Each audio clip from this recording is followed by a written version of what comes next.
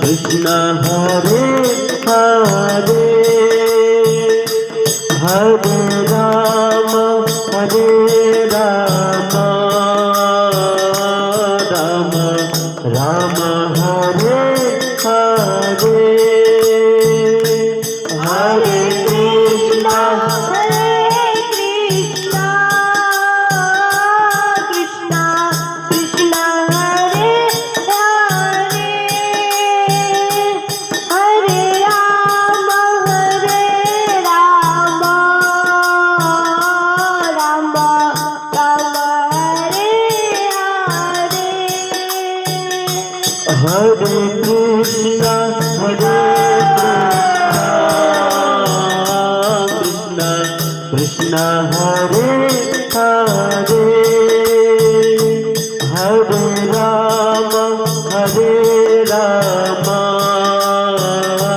राम राम हरे हरे हरे कृष्ण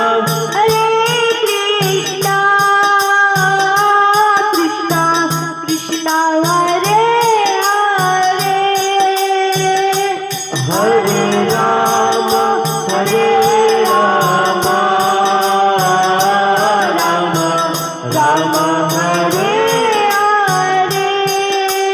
हरे कृष्ण कृष्ण कृष्ण हरे हरे हरे राम राम हरे हरे हरे कृष्ण हरे हरे हरे राम राम राम हरे हरे हरे कृष्ण कृष्ण कृष्ण हरे हरे हरे राम राम राम हरे बोलो हरे कृष्ण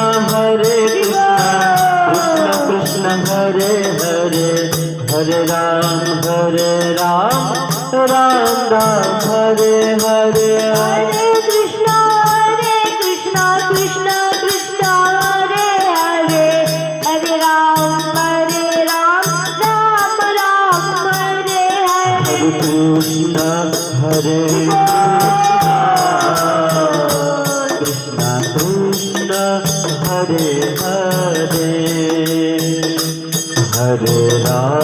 हरे हरे राम राम राम हरे हरे हरे कृष्ण कृष्ण कृष्ण हरे हरे हरे राम राम हरे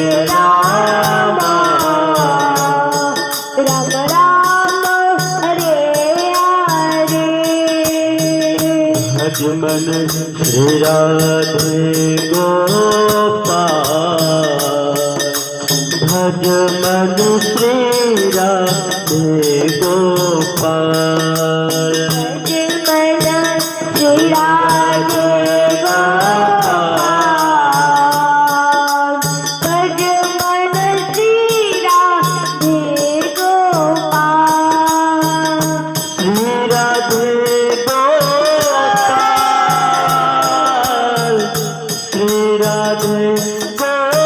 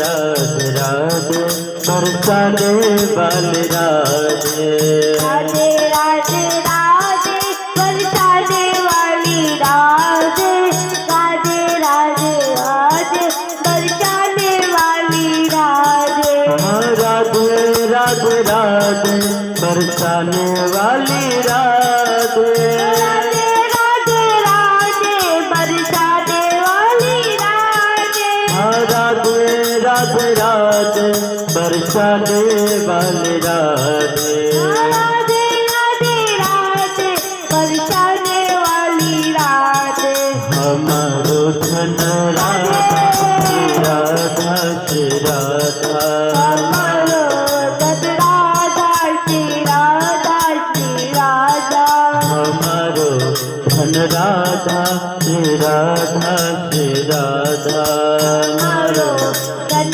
राधा श्री राधा श्री राधा जीवन धन राधा राधा राधा राधा राधा जीवन धन राधा राधा राधा राधा राधा परम धन राधा राधा राधा राधा राधा परम धन राधा राधा राधा राधा राधा हमारो धन राधा श्री राधा श्री राधा हमारो धन राधा श्री राधा श्री राधा हमारो धन राधा श्री राधा श्री राधा हमारो धन राधा श्री राधा श्री राधा वृंदावन में राधे राधे बरसाने में राधे राधे नंदगांव में राधे बांके बिहारी राधे राधे राधा रमन जी राधे राधे राधा माधव जी राधे राधे साक्षी गोपाल जी राधे राधे जुगल किशोर जी राधे राधे राधा माधव जी राधे राधे श्याम सुंदर जी राधे राधे खुशी घाट पे राधे राधे बंसी मठ पे राधे राधे तीर घाट पे राधे राधे ब्रह्मांड घाट पे राधे राधे जुगल घाट पे राधे राधे शुक्लावन में राधे राधे भांडीर वन में राधे राधे हार वन में राधे राधे कारण वन में राधे राधे गोविंद कुंड पे राधे राधे गोवर्धन में राधे राधे राधा कुंड पे राधे राधे श्याम कुंड पे राधे राधे सतीपुरा में राधे राधे उतरी के लोटा राधे राधे गहवर वन में राधे राधे ललिता कुंड पे राधे राधे शाखा कुंड पे राधे राधे राधे राधे बरसाने वाले राधे राधे राधे राधे बरसाने वाले राधे राधे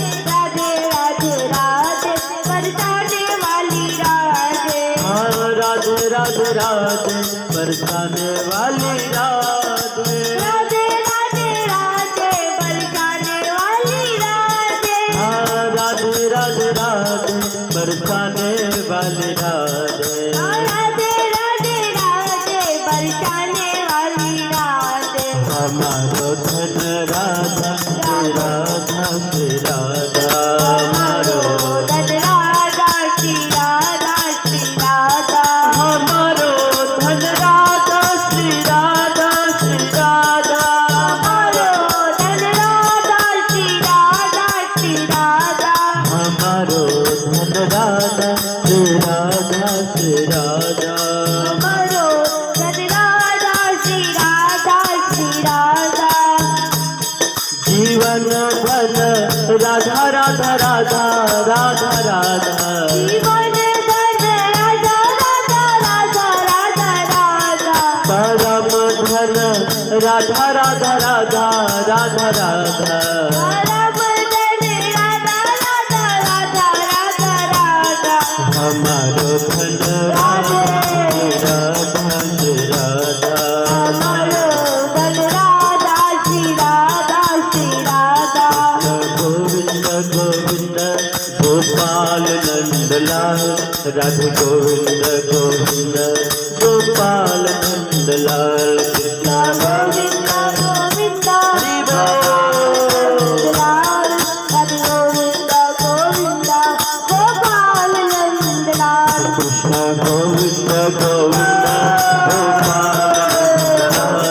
राधे गोविंद गोविंद गोपाल नंदलाल गोविंद गोविंद गोपाल नंदलाल राधे गोविंद गोविंद गोपाल नंदलाल गोपाल नंदलाल गोपाल नंदलाल गोपाल नंदलाल गोपाल नंदलाल गोपाल नंदलाल गोपाल नंदलाल गोपाल नंदलाल गोपाल नंदलाल गोपाल नंदलाल गोपाल नंदलाल गोपाल नंदलाल गोपाल नंदलाल गोपाल गोपाल नंदलाल गोपाल नंदलाल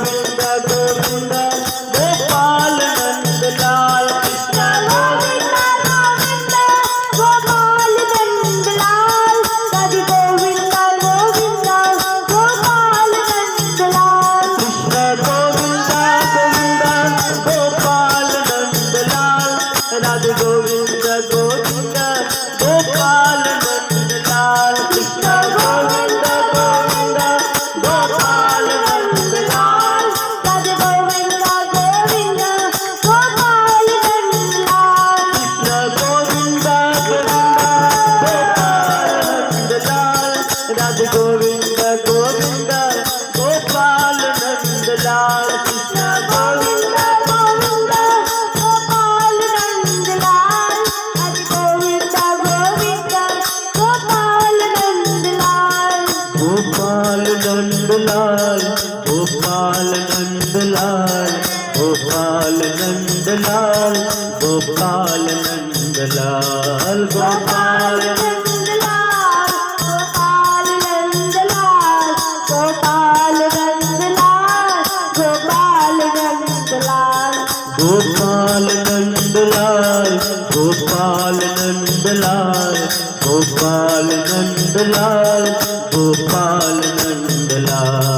गोपाल नंदलाल गोपाल नंदलाल गोपाल नंदलाल गोपाल नंदलाल गोपाल नंदलाल कृष्ण गोविंद गोविंद गोपाल नंदलाल राधे गोविंद गोविंद गोपाल नंदलाल कृष्ण गोविंद गोविंद गोपाल नंदलाल राधे गोविंद गोविंद गोपाल नंदलाल कृष्ण गोविंद गोविंद गोपाल नंदलाल राधे गोविंद गोविंद गोपाल नंदलाल कृष्ण गोविंद गोविंद गोपाल नंदलाल राधे गोविंद गोविंद गोपाल नंदलाल गोविंद मेरो है गोपाल मेरो है गोविंद मेरो है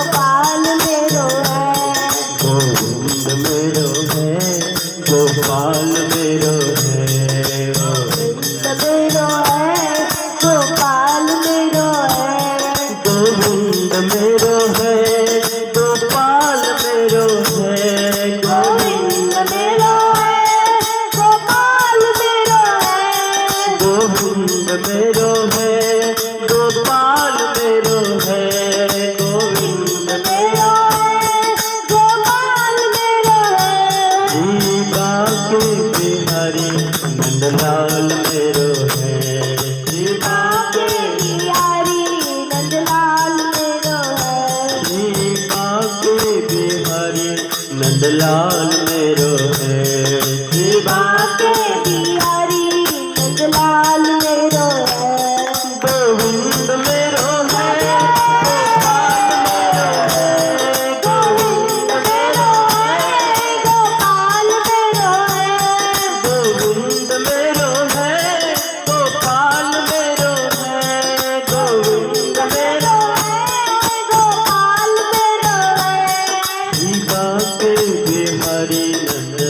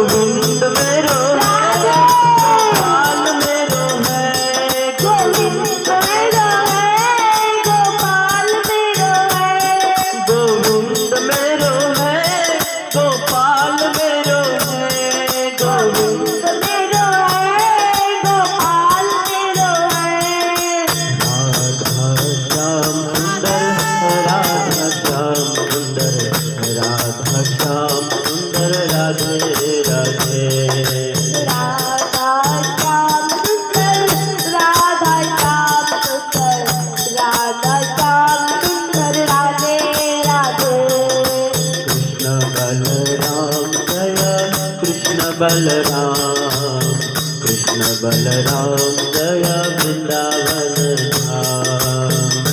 बलराम जय कृष्ण बलराम जय वृंदावन धाम। जय गौरनिताय गौरनिताय गौरनिताय जय गौरनिताय।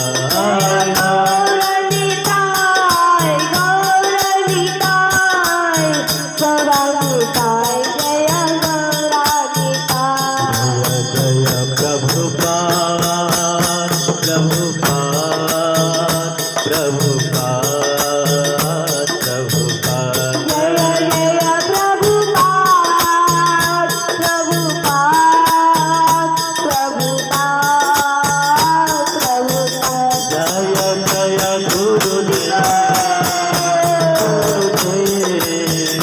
गुरुदेव गुरुदेव जय जय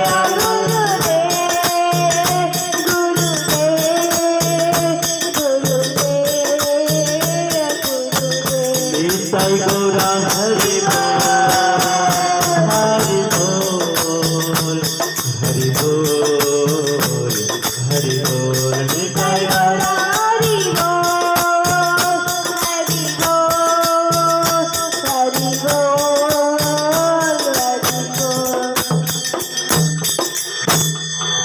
श्री श्री राधा श्याम सुंदर भगवान की श्री श्री कृष्ण बलराम की जय श्री श्री गौर निताय की जय श्रील प्रभुपाद की जय गुरुदेव महाराज की निताय गौर प्रेमानंदे। हरि हरि बोल।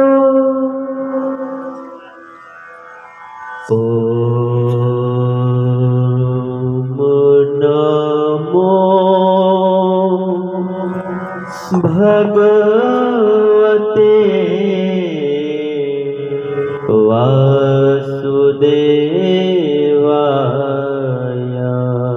ओम नमो भगवते वासुदेवाय। ओम नमो भगवते वासुदेवाय। ओम नमो भगवते वासुदेवाय। ओम नमो भगवते वासुदेवाय। ओम नमो भगवते वासुदेवाय। ओम ज्ञान तिमिरान्धस्य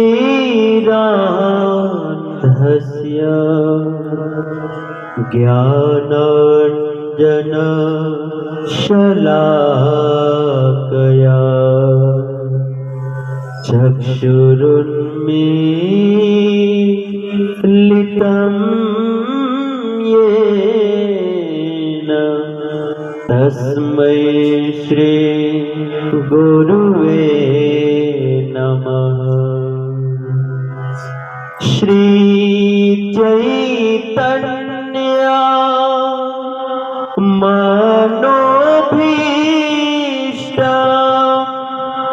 स्थापितं येन भूतले स्वयं रूपः कदा मह्यं ददाति स्वपदान्तिकम्। हे कृष्ण करुणा सिंधो दीन बंधो जगतपते गोपेश गोपिका कांत राधा कांत नमोस्तुते। तप्त कांचन गौरांगी राधे वृंदावनेश्वरी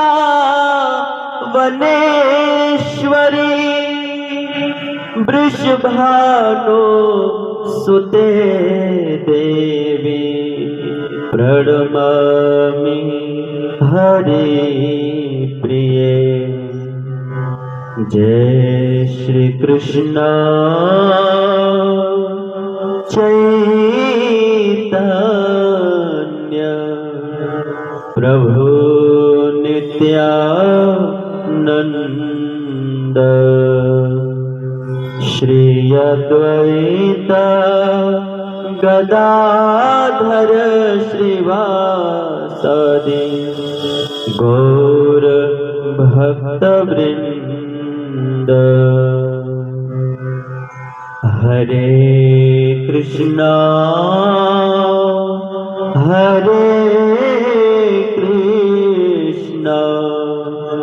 कृष्णा कृष्णा हरे हरे हरे राम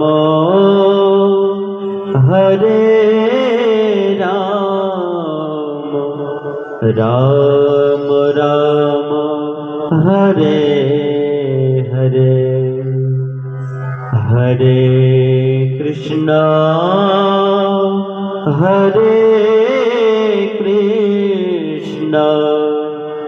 कृष्णा कृष्णा हरे हरे हरे राम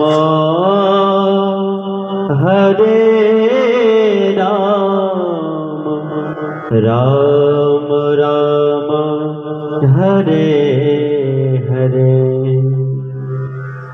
हरे कृष्णा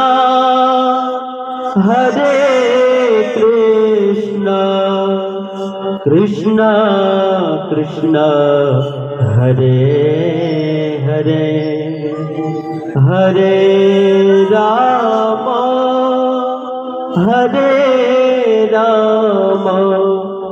राम राम हरे हरे। हरे कृष्णा हरे कृष्णा कृष्णा कृष्णा कृष्णा हरे हरे हरे राम राम राम हरे हरे।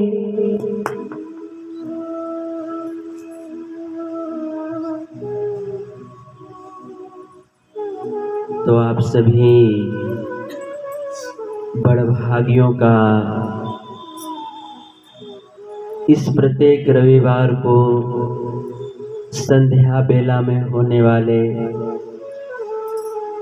इस सत्संग कार्यक्रम में बहुत बहुत स्वागत करते हैं। आइए आज के समय का सदुपयोग करते हुए आज के सत्संग का लाभ उठाते हुए हम सब लोग यह जानेंगे कि भगवान का जो नाम है उस नाम को कैसे ग्रहण करना चाहिए, भगवान के नाम को कैसे लेना चाहिए। आज हम लोग इसी विषय के ऊपर चर्चा करेंगे। तो चूंकि 18 तारीख को यानी कि 2 दिन पहले भगवान श्री चैतन्य महाप्रभु जी का जन्मदिन था। इसीलिए हम सब लोग इस प्रश्न का उत्तर चैतन्य महाप्रभु जी से ही जानेंगे। एक बार भगवान श्री चैतन्य महाप्रभु जी से पूछा गया कि भगवान का जो नाम है हरे कृष्णा कृष्णा कृष्णा हरे हरे, हरे राम हरे हरे, भगवान का यह जो नाम है, इस नाम को जप करने की विधि क्या है, इस नाम का जप कैसे करना चाहिए। महाप्रभु जी से यह प्रश्न पूछा गया तो उस समय चैतन्य महाप्रभु जी ने एक बहुत सुंदर श्लोक बतलाया। हम सब लोग हर रविवार को सुबह में चैतन्य शिक्षाष्टकम पढ़ते हैं, तो उस चैतन्य शिक्षाष्टकम का 3रा श्लोक चैतन्य महाप्रभु जी ने बतलाया। तृणादपि सुनीचेन तरोरिव सहिष्णुना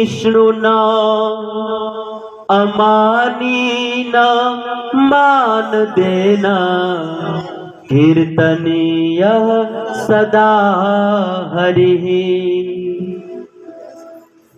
भगवान श्री चैतन्य महाप्रभु जी से पूछा गया कि भगवान का नाम कैसे जप करना चाहिए, तो चैतन्य महाप्रभु जी ने भगवान के नाम का जप करने का 4 नियम बतलाया। सबसे पहला नियम क्या है? चैतन्य महाप्रभु जी ने बतलाया तृणादपि सुनीचेन, अर्थात चैतन्य महाप्रभु जी ने बतलाया कि भगवान के नाम का जप करने का सबसे पहला नियम यह है कि भगवान के नाम जापक को, अर्थात भगवान के नाम जप करने वाले, भगवान के नाम का जप करने वाले भक्त को सबसे पहले तो अपने आप को घास से भी तुच्छ समझना चाहिए। भगवान के नाम का जप करने का सबसे पहला विधि यही है कि हर एक नाम जापक भक्त को अपने आप को घास से भी, तिनका से भी तुच्छ समझना चाहिए अपने आप को, अर्थात अपने आप को बहुत दीनहीन समझना चाहिए। क्यों? क्योंकि जो भक्त भगवान के नाम का जप करते हुए अपने आप को बहुत तुच्छ समझते हैं, अपने आप को बहुत दीनहीन समझते हैं ना, तो भगवान जो है ऐसे नाम जापक भक्तों के ऊपर बहुत कृपा करते हैं। जैसे मैं आपको एक उदाहरण देता हूँ कि जैसे जो भिखारी, रोड पर हम लोग देखते हैं ना, भिखारी लोग भीख मांगते हैं, और आज बड़ा अद्भुत किस्सा हो गया कि हम और अमन प्रभु आज जो है माता जी के घर पे गए थे। हम लोग माता जी के घर पे गए थे तो कोई आवाज़ नहीं आया, तो हम लोग वहाँ से वापस आ रहे थे तो विजय प्रभु के दुकान पे हम लोग खड़े थे। तब वो विजय प्रभु के बड़े भाई का जो छोटा वाला लड़का है हम लोग उनके दुकान पे खड़े थे तो वो लड़का जो है विजय प्रभु के पास गया और 2 रुपया मांग के हम लोग को लाके दे रहा था। उसको लगा कि ये भिखारी लोग आए। खैर बहुत अच्छा उससे हमको संदेश मिला, बहुत बढ़िया, कि वास्तव में हम सब लोग तो भिखारी ही हैं, भिखारी ही हैं हम लोग। दाता तो एकमात्र भगवान है, बाकी कहते हैं ना, दाता एक राम जी, भिखारी सारी दुनिया। उस बच्चे से हमको आज बहुत बड़ी सीख मिली, छोटे से बच्चे से, कि उसने सच में ही पैसा ला करके दिया, तो हमको वास्तव में अनुभव कि वास्तव में हम लोग तो भिखारी हैं, मैं भिखारी तो हूँ। तो मैं ये कह रहा था कि जैसे जो भिखारी जितना दीनहीन बन के रहता है, जो भिखारी एकदम बिना, उसके शरीर पे बिल्कुल कपड़ा नहीं होता है, बहुत गंदा होता है, मैला कुचैला होता है, जो भिखारी जितना दीनहीन बन करके रहता है, हम लोग उस भिखारी को उतना ही ज्यादा पैसा देते हैं, है कि नहीं? ये बिल्कुल स्वाभाविक सी बात है ना। जो भिखारी जितना दीनहीन बन के रहता है, उसको हम उतना ही ज्यादा पैसा देते हैं। ठीक उसी प्रकार जो भक्त जितना ज्यादा दीनहीन बन के रहता है, जो भक्त अपने आप को जितना तुच्छ मान करके रहता है, ऐसे भक्त के ऊपर भगवान सबसे ज्यादा कृपा करते हैं। इसीलिए एक भक्त को अपने आप को सबसे तुच्छ समझना चाहिए, सबसे दीनहीन समझना चाहिए। अगर हम सब लोग जो है ना अमीर बनेंगे ना, तो भगवान हमारे ऊपर कृपा नहीं करेंगे। जब हम दीन बनते हैं ना, भगवान के सामने अपने आप को बिल्कुल तुच्छ समझते हैं कि हे ठाकुर जी, हम तो बहुत पापी हैं, बहुत कामी हैं, बहुत कपटी हैं, खल हैं। जब हम भगवान के सामने अपने आप को बहुत दीनहीन समझते हैं, तब भगवान हमारे ऊपर कृपा करते हैं। क्योंकि भगवान का नाम जो है धनी बंधु नहीं है, भगवान का नाम दीन बंधु है। वो दीनों के बंधु हैं, धनियों के बंधु नहीं है, वो अमीरों के बंधु नहीं है, वो दीनों के बंधु हैं, जो अपने आप को बहुत दीनहीन तुच्छ मानते हैं। ऐसे भक्तों के ऊपर भगवान बहुत कृपा करते हैं। जैसे हमारे सूरदास जी, आप सब लोग सूरदास जी का भजन पढ़े होंगे, सुने होंगे। सूरदास जी अपने कई भजनों में अपनी दीनता को व्यक्त करते हैं, और एक भजन में तो क्या सूरदास जी कहते हैं, सूरदास जी कहते हैं, मौसम कौन कुटिल खलकामी, निज तनु दियो ताहि बिसरायो, ऐसो नमक हरामी। सूरदास जी भगवान से अपनी दीनता प्रकट करते हुए कहते हैं कि हे प्रभु, इस दुनिया में मेरे समान कौन खल होगा, इस दुनिया में मेरे समान कौन पत्थर दिल वाला होगा, इस दुनिया में मेरे से बड़ा कामी, मेरे से बड़ा क्रोधी, मेरे से बड़ा लोभी, मेरे से बड़ा ईर्ष्यालु, झगड़ालू, मेरे से बड़ा कपटी, मेरे से बड़ा पापी आदमी कौन होगा। अर्थात हे प्रभु, इस दुनिया में हे कृष्ण, आप ढूंढते ढूंढते हार जाएंगे, लेकिन मेरे से बड़ा पापी, तापी, अज्ञानी, कामी, क्रोधी दुनिया में कोई नहीं मिलेगा। हे प्रभु, इस दुनिया में जितने भी पापी लोग हैं ना, सारे पापियों का सरदार हूं मैं। सबसे बड़ा पापी मैं हूं। भगवान ने पूछा कि अरे आप अपने आप को ऐसा क्यों कहते हो?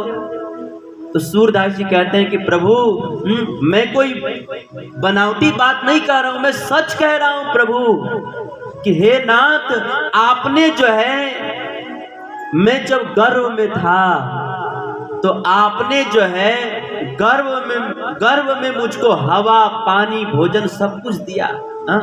और प्रभु जब मैं गर्भ में था ना, तो मैं बार बार आपके चरणों में प्रार्थना किया कि हे प्रभु, आप मुझको एक बार मुझको इस गर्भ नरक से बाहर निकाल दीजिए।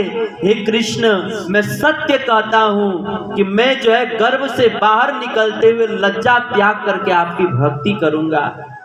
लेकिन हे नाथ, आपने मेरी प्रार्थना को सुन करके गर्भ नरक से बाहर निकाल दिया। तो मैं गर्भ नरक से बाहर निकलते ही दुनिया के मोह ममता में फंस गया, और आपका भजन करने की बात तो दूर रही, आपका नाम जप करने में भी लज्जा आती है हमको। हाँ? हे प्रभु, मैं आपका नमक खा करके और आपका ही भजन करने में शर्माता हूँ। प्रभु आप ही बतलाइए कि मेरे से बड़ा पापी कोई दुनिया में होगा? मोह सम कौन कुटिल खलकामी, निज तनु दियो ताही बिसरायो। हे प्रभु, आपने कृपा करके, मैं 84 लाख प्रकार की योनियों में भटक रहा था। कभी गधे के शरीर में, कभी कुत्ते के शरीर में, कभी भेड़ के शरीर में, कभी बकरी के शरीर में, कभी सुअर के शरीर में, कभी नाली के कीड़ों के शरीर में भटक रहा था। लेकिन आपने कृपा करके मुझको मनुष्य का शरीर दे दिया। और हे प्रभु, मैं कितना बड़ा पापी हूँ, कितना बड़ा मैं दुष्ट हूँ, कितना बड़ा नमक हरामी हूँ कि आपने कृपा करके मनुष्य शरीर दिया अपना भजन करने के लिए। लेकिन मैं मनुष्य शरीर पा करके भी मैं भजन नहीं कर रहा हूँ। दिन रात जो है मैं भोगों में, विषयों में लगा हुआ हूँ। हे प्रभु, जैसे एक सुअर जो है सुबह में उठती है, या सुअर उठता है और वह उठते ही न तो नहाएगा, न ब्रश करेगा, न स्नान ध्यान करेगा, कुछ नहीं, बस वो मल खाने के लिए दौड़ पड़ता है या दौड़ पड़ती है। जैसे एक सुअर जो है सुबह में उठते ही बिना स्नान किए, बिना नहाए, बिना ध्यान भजन किए मल मूत्र खाने के लिए दौड़ पड़ता है, वैसे ही प्रभु मैं जो है ना, मेरी हालत जो है उस सुअर के जैसे ही है। मैं भी सुबह में उठता हूँ, बहुत अच्छा से नहा लेता हूँ, फ्रेश हो लेता हूँ, ब्रश कर लेता हूँ, बहुत अच्छा प्रेस किया हुआ कपड़ा पहन लेता हूँ, बना रहता है, खा पी करके मैं भी संसार के विषय भोगों को इकट्ठा करने के लिए दौड़ पड़ता हूँ, और दिन रात उन्हीं विषय भोगों को भोगने में लगा रहता हूँ, और आपके भजन में न बैठ करके संसार के भोगों में समय गंवाते रहता हूँ। प्रभु, मेरे से बड़ा पापी कौन होगा? भारी भारी उदर विषय को धायो, जैसे सूकर प्राणी। और हे प्रभु, मेरे से बड़ा पापी इस दुनिया में आपको ढूंढने पर भी नहीं मिलेगा। प्रभु, मैं कोई बनावटी बात नहीं बोल रहा हूँ, मैं सत्य बोल रहा हूँ। सूरदास जी कहते हैं कि प्रभु, मुझको जो है ना, जहाँ पर लोग ताश खेलते हैं ना, वहाँ बैठने में मुझे बहुत अच्छा लगता है। जहाँ पर लोग जुआ खेलते हैं ना, वहाँ पर बैठने में मुझे बहुत अच्छा लगता है। जहाँ पर शराब पीने के लिए लोग बैठते हैं ना, वहाँ पर मुझे बहुत अच्छा लगता है। जहाँ पर लोग मांस मछली मदिरा खाते पीते हैं, वहाँ बैठने पर मुझे बहुत अच्छा लगता है। लेकिन प्रभु, मैं कितना नमक हरामी हूँ कि आपके जो भक्त हैं, आपके भक्तों के संग में बैठने में मुझे बिल्कुल आनंद नहीं आता। हरिजन छाड़ी हरि विमुखन की, निस्दिन करत गुलामी, मौसम कौन कुटिल खलकामी। जो आपके भक्त हैं, ऐसे भक्तों को छोड़ करके, ऐसे भक्तों की संगति, सत्संगति में बैठना तो मुझे बिल्कुल अच्छा नहीं लगता। हरिजन छाणी हरि विमुखन की, निस्दिन करत गुलामी। जो हरि से विमुख है, जो आपसे विमुख है, ऐसे पापी लोगों के साथ में बैठने मुझे बहुत मजा आता है। प्रभु आप ही बतलाइए, मेरे से बड़ा कोई पापी होगा दुनिया में? आपका श्वास ले रहा हूँ, आपके धरती पे रह रहा हूँ, आपके सूरज चंद्रमा की शीतलता और गर्मी पा रहा हूँ, और आपका ही भजन करने में, आपके भक्तों की संगति में बैठने में मुझे लज्जा आती है। मेरे से बड़ा कौन पापी होगा? सूर पतित को ठौर कहाँ है, तुम बिन श्रीपति स्वामी। हे प्रभु, अब मेरे जैसे पतित का भी अगर आप उद्धार नहीं करेंगे तो प्रभु आप किसका उद्धार करेंगे? हे नाथ, मैं पतित हूँ और आप पतितों को पावन करने वाले पतित पावन हो, आप कृपा करके मेरा उद्धार करें। तो सूरदास जी अपने एक भजन में जो है अपनी दीनता को प्रकट करते हैं। वास्तव में सूरदास जी में ऐसी कोई भी बात नहीं थी, कोई दुर्गुण नहीं था। वास्तव में इस भजन की सारी बात तो हम लोगों पर फिट बैठती है। वास्तव में सारे दुर्गुण, सारी बुराइयां तो हम में है। सूरदास जी में कोई बुराई नहीं थी। सूरदास जी तो इतने उच्च भक्त थे, इतने शुद्ध भक्त थे कि जब वो भजन करने बैठते थे तो ठाकुर जी उनके पास आकर और ऐसे बैठ के सुनते थे। और जब सूरदास जी के पास आंख नहीं थे, जब वो कहीं नल पर जाते थे, कहीं कुआं में नहाने जाते थे, तो ठाकुर जी एक साधारण बालक का वेश बनाकर उनका हाथ पकड़ के चलाते थे कि कहीं मेरा भक्त जो है कहीं कुएं में डूब न जाए। तो सूरदास जी तो बहुत बड़े भक्त थे, उनमें कोई बुराई नहीं थी। वास्तव में सारी बुराइयां हम में हैं। तो कहने का भाव ये है कि सूरदास जी जो है इस भजन में अपनी दीनता को व्यक्त करते हैं, अपने दीनहीनता को व्यक्त करते हैं। वास्तव में एक भक्त को जो है भगवान की नजरों में अपने आप को ऐसे ही दीनहीन समझना चाहिए कि हे प्रभु, मैं तो बहुत पापी हूँ, मैंने बहुत जन्म में पाप किए, आपका भजन किए बिना जिंदगी बिता दिया। अपने आप को दीनहीन समझना चाहिए। जैसे मान लीजिए कि हम किसी आदमी से 20 साल से कर्ज लिए हैं। 20 साल से मान लीजिए किसी आदमी से हम 1 करोड़ रुपया कर्ज ले लिए हैं और 20 साल हो गए उसको हमने दिया नहीं, और वो व्यक्ति जब हमारे सामने आता है तो उसके सामने कैसे हम दीनहीन बन जाते हैं ना, है कि नहीं? उसी तरह से जब हम भगवान के सामने जाते हैं तो हमें उसी तरह से दीनहीन बन के रहना चाहिए कि उनसे तो नज़र मिलाने में भी हमें शर्माना चाहिए कि मैं कैसे ठाकुर जी से नज़र मिलाऊं, क्योंकि मैं इतना पापी हूँ कि उनके सामने भी खड़ा होने में लज्जा आती है। जैसे हम, ये भाव होना चाहिए भक्त का।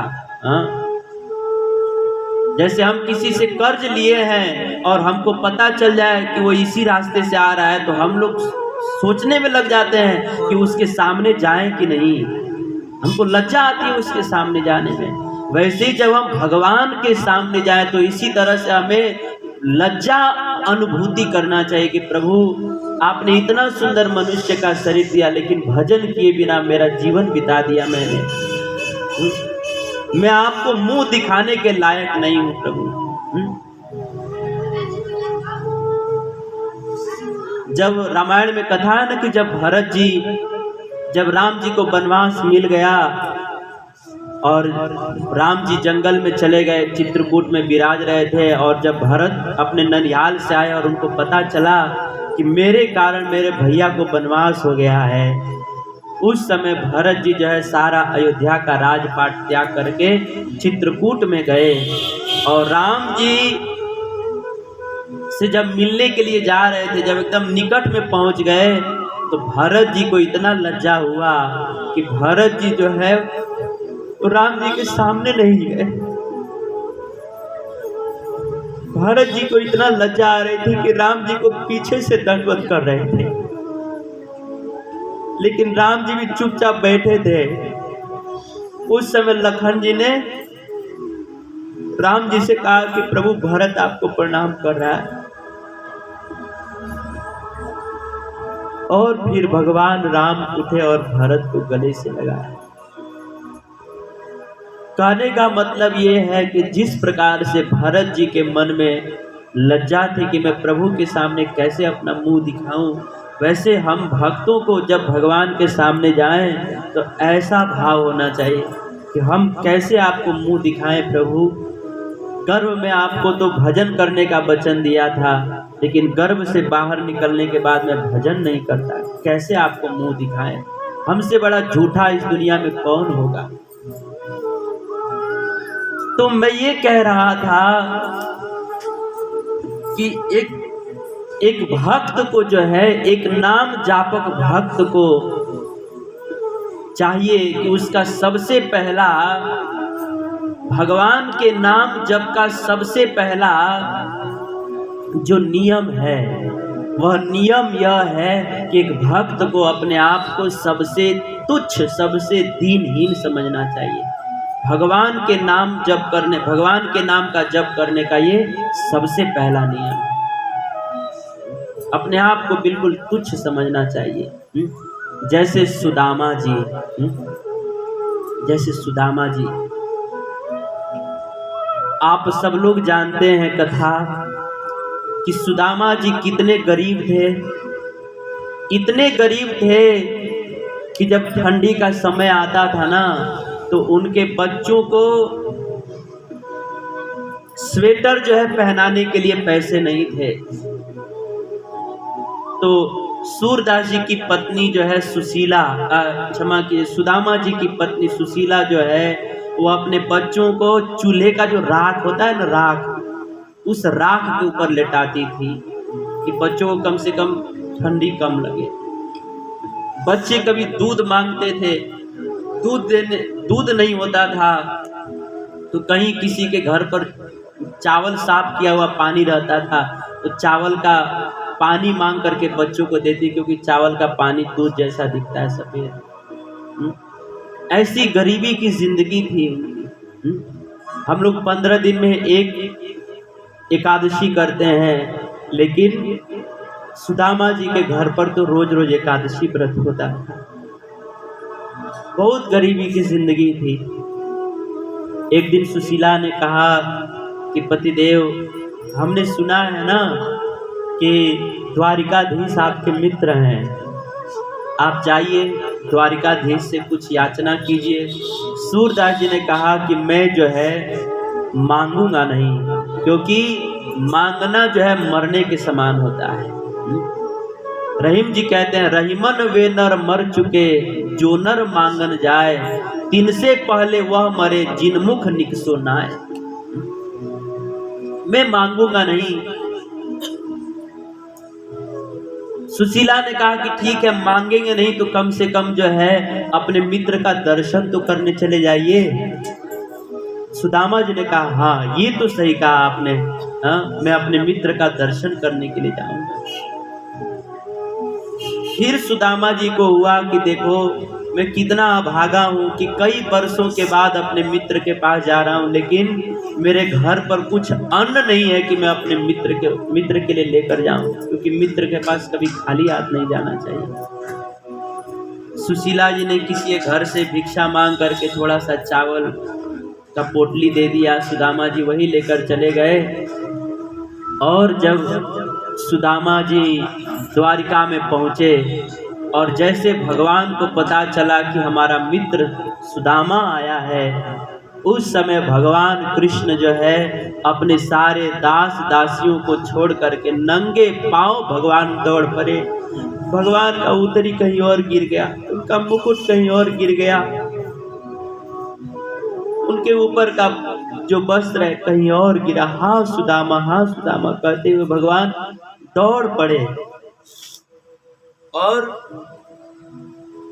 सुदामा जी वापस जा रहे थे, उनको लगा कि कहीं हमारा मित्र इतना बड़ा है, तो मेरे जैसे गरीब आदमी को पहचानेगा कि नहीं। सुदामा वापस जा रहे थे, लेकिन ठाकुर जी तो वो बस भक्ति देखते हैं।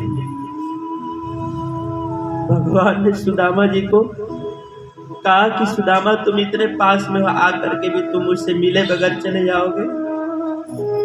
भगवान ने सुदामा को गले से लगाया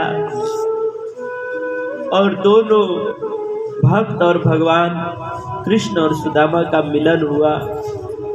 सूरदास जी ने कहा, सुदामा जी ने कहा कि प्रभु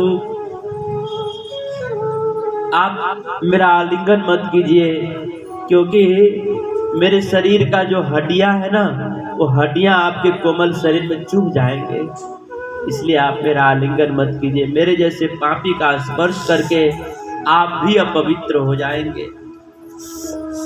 भगवान ने कहा कि सुदामा तुम्हारे जैसे भक्त का स्पर्श करके तो मैं मैं भी परम पवित्र हो जाता हूँ।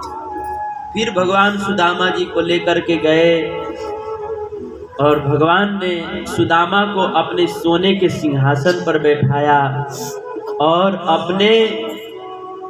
अपने आंखों के आंसुओं से भगवान ने सुदामा जी के चरण धोए। और जब भगवान ने सुदामा के चरण देखे, चरण जो है पूरा उसमें कांटे चुभे हुए थे, कंकड़ चुभे हुए थे, छाले पड़ गए थे, खून बह रहे थे। भगवान ने सुदामा से कहा कि सुदामा, तुमने एक बार हमको खबर दे दिया होता तो मैं तुम्हारे लिए अपने सोने का रथ भेज देता। तुम इतना कष्ट करके क्यों आए मित्र?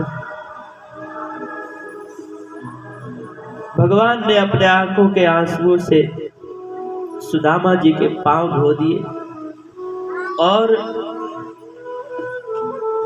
भगवान ने उनकी आरती उतारी, उनकी बहुत अच्छे से सेवा सत्कार किया, अपने पत्नी रुक्मिणी के पलंग पर बैठाया। भगवान ने खूब आवा भगत किया, खूब स्वागत सत्कार सेवा किया। और कुछ दिनों के बाद जब सुदामा जी वापस जा रहे थे तो भगवान तो बिल्कुल मना कर रहे थे कि मत जाओ, लेकिन सुदामा चलने को तैयार हो गए। अब जब सुदामा जी वापस जा रहे थे उस समय दोनों मित्र गले मिलकर बहुत रोए। और जब सुदामा जाने लगे तो कृष्ण तब तक देखते रहे जब तक सुदामा दिखना बंद नहीं हुआ, तब तक देखते रहे। और जब भगवान कृष्ण अपने महल में आए तो अपना मुकुट उतार कर रोने लगे कि आज मैं अनाथ हो गया, मेरा मित्र चला गया। उस समय उद्धव जी ने पूछा कि प्रभु, आप सुदामा जी से इतना प्रेम करते हैं, तो जब सुदामा जी आए तो उस समय तो आपने अपने सोने का रथ नहीं दिया था, लेकिन जब वो गए तब तो कम से कम रथ अपने सोने के रथ पे बैठा के भेजना चाहिए ना। आप तब तो कोई रथ नहीं दिया, क्यों नहीं उनको रथ में बैठाया, क्यों नहीं भेजा? भगवान ने कहा कि उद्धव, मैं सुदामा को अपने रथ पे भेज सकता था लेकिन मैंने नहीं भेजा। क्यों? क्योंकि उद्धव, तुम विचार करो कि सुदामा कितना पवित्र है। इसके घर पर रोज रोज एकादशी व्रत होता है, कभी अच्छा भोजन नहीं करता, इतना गरीब है। और मैं उसका मित्र हूँ, द्वारिका का राजा हूँ, मैं राजा हूँ, चाहता तो कुछ भी मुझसे मांग सकता था, लेकिन वो कितना निर्लोभी है कि उसने देखा कि मेरा मित्र जो है लक्ष्मी का नाथ है, लेकिन एक बार भी मुझसे कुछ मांगा नहीं, एक बार भी जुबान खोल के कुछ मांगा नहीं। वो कितना पवित्र है, उसके मन में तनिक भी लोभ नहीं है। इसीलिए उद्धव जी, मैंने उस सुदामा को पैदल भेजा है, क्योंकि ये मेरा भक्त सुदामा इतना पवित्र है कि मेरा सुदामा जहाँ जहाँ पर अपना चरण रखेगा ना, उस भूमि को पवित्र करता हुआ चलेगा। इसीलिए मैंने उसको सोने के रथ पर नहीं भेजा। तो यह प्रसंग बहुत बड़ा है, आप सब लोग जानते हैं, आप लोग सुने हैं। सुदामा जी भगवान के इतने बड़े भक्त थे कि भगवान ने सुदामा जी को अपने सिंहासन पर बैठाया था, भगवान ने उनकी पूजा की थी, इतने बड़े भक्त थे। लेकिन इतने बड़े भक्त सुदामा जी अपने विषय में क्या सोचते हैं? उन्होंने एक बार भी ये नहीं सोचा सुदामा जी कि अरे मैं तो देखो कितना बड़ा आदमी हूँ कि साक्षात भगवान ने मुझको अपने सिंहासन पर बैठाया, मेरा चरण धोकर पिया, अपने पत्नियों से सेवा करवाया। एक बार भी सुदामा जी ने ऐसा नहीं सोचा। इतना सम्मान मिलने के बाद भी सुदामा जी अपने विषय में क्या सोचते हैं? भागवत में लिखा है, सुदामा जी कहते हैं, क्वा अहम दरिद्र पापियान क्वा कृष्ण श्री निकेतन। सुदामा जी का भगवान ने सुदामा जी का इतना स्वागत, इतना सम्मान किया, लेकिन वो सुदामा जी अपने विषय में क्या सोचते हैं? क्वा अहम दरिद्र, देखो तो कहाँ तो मैं दरिद्र, और कहाँ मेरा कृष्ण लक्ष्मी का नाथ, और कहाँ मैं कितना पापी हूँ, वह अहम दरिद्र वह पापियान, कहाँ मैं कितना दरिद्र और कहाँ मैं कितना पापी हूँ। मैं बहुत पापी हूँ और कृष्ण तो पतित पावन है। इतना बड़ा भक्त होने के बाद भी सुदामा जी अपने आप को क्या मानते हैं? अपने आप को दरिद्र, अपने आप को पापी मानते हैं, अपने आप को दीनहीन मानते हैं। इसीलिए भगवान ने सुदामा के ऊपर इतनी कृपा किया कि अपने सोने के जैसा द्वारिका ही, अपने द्वारिका, सोने की जो द्वारिका थी वैसा ही सोने का द्वारिका सुदामा को दे दिया। क्योंकि इतना बड़ा भक्त होने के बाद भी अपने आप को दरिद्र, अपने आप को पापी मानते थे। तो भागवत के सुदामा जी के इस चरित्र से सीख मिलती है कि हम सभी भक्तों को भी अपने आप को बिल्कुल दीनहीन तुच्छ समझना चाहिए। क्योंकि जो भक्त अपने आप को जितना दीनहीन, जितना तुच्छ समझता है, भगवान उसके ऊपर उतनी ही कृपा करते हैं, उतनी ही कृपा करते हैं। तो भगवान के नाम का जप करने का सबसे पहला नियम यह है कि भगवान के नाम जापक भक्त को अपने आप को सबसे तुच्छ समझना चाहिए, सबसे निम्न समझना चाहिए, घास के समान अपने आप को तुच्छ समझना चाहिए। जैसे सनातन गोस्वामी जी, चैतन्य महाप्रभु जी के लाखों करोड़ों अनुयायी हुए, फॉलोअर हुए, उसमें से 6 गोस्वामी मुख्य थे और उसमें से भी रूप गोस्वामी और सनातन गोस्वामी जी बहुत मुख्य थे, सबसे मुख्य थे। तो सनातन गोस्वामी जी का चरित्र हम पढ़ते हैं तो चैतन्य चरितामृत के अंत लीला में सनातन गोस्वामी जी का चरित्र आता है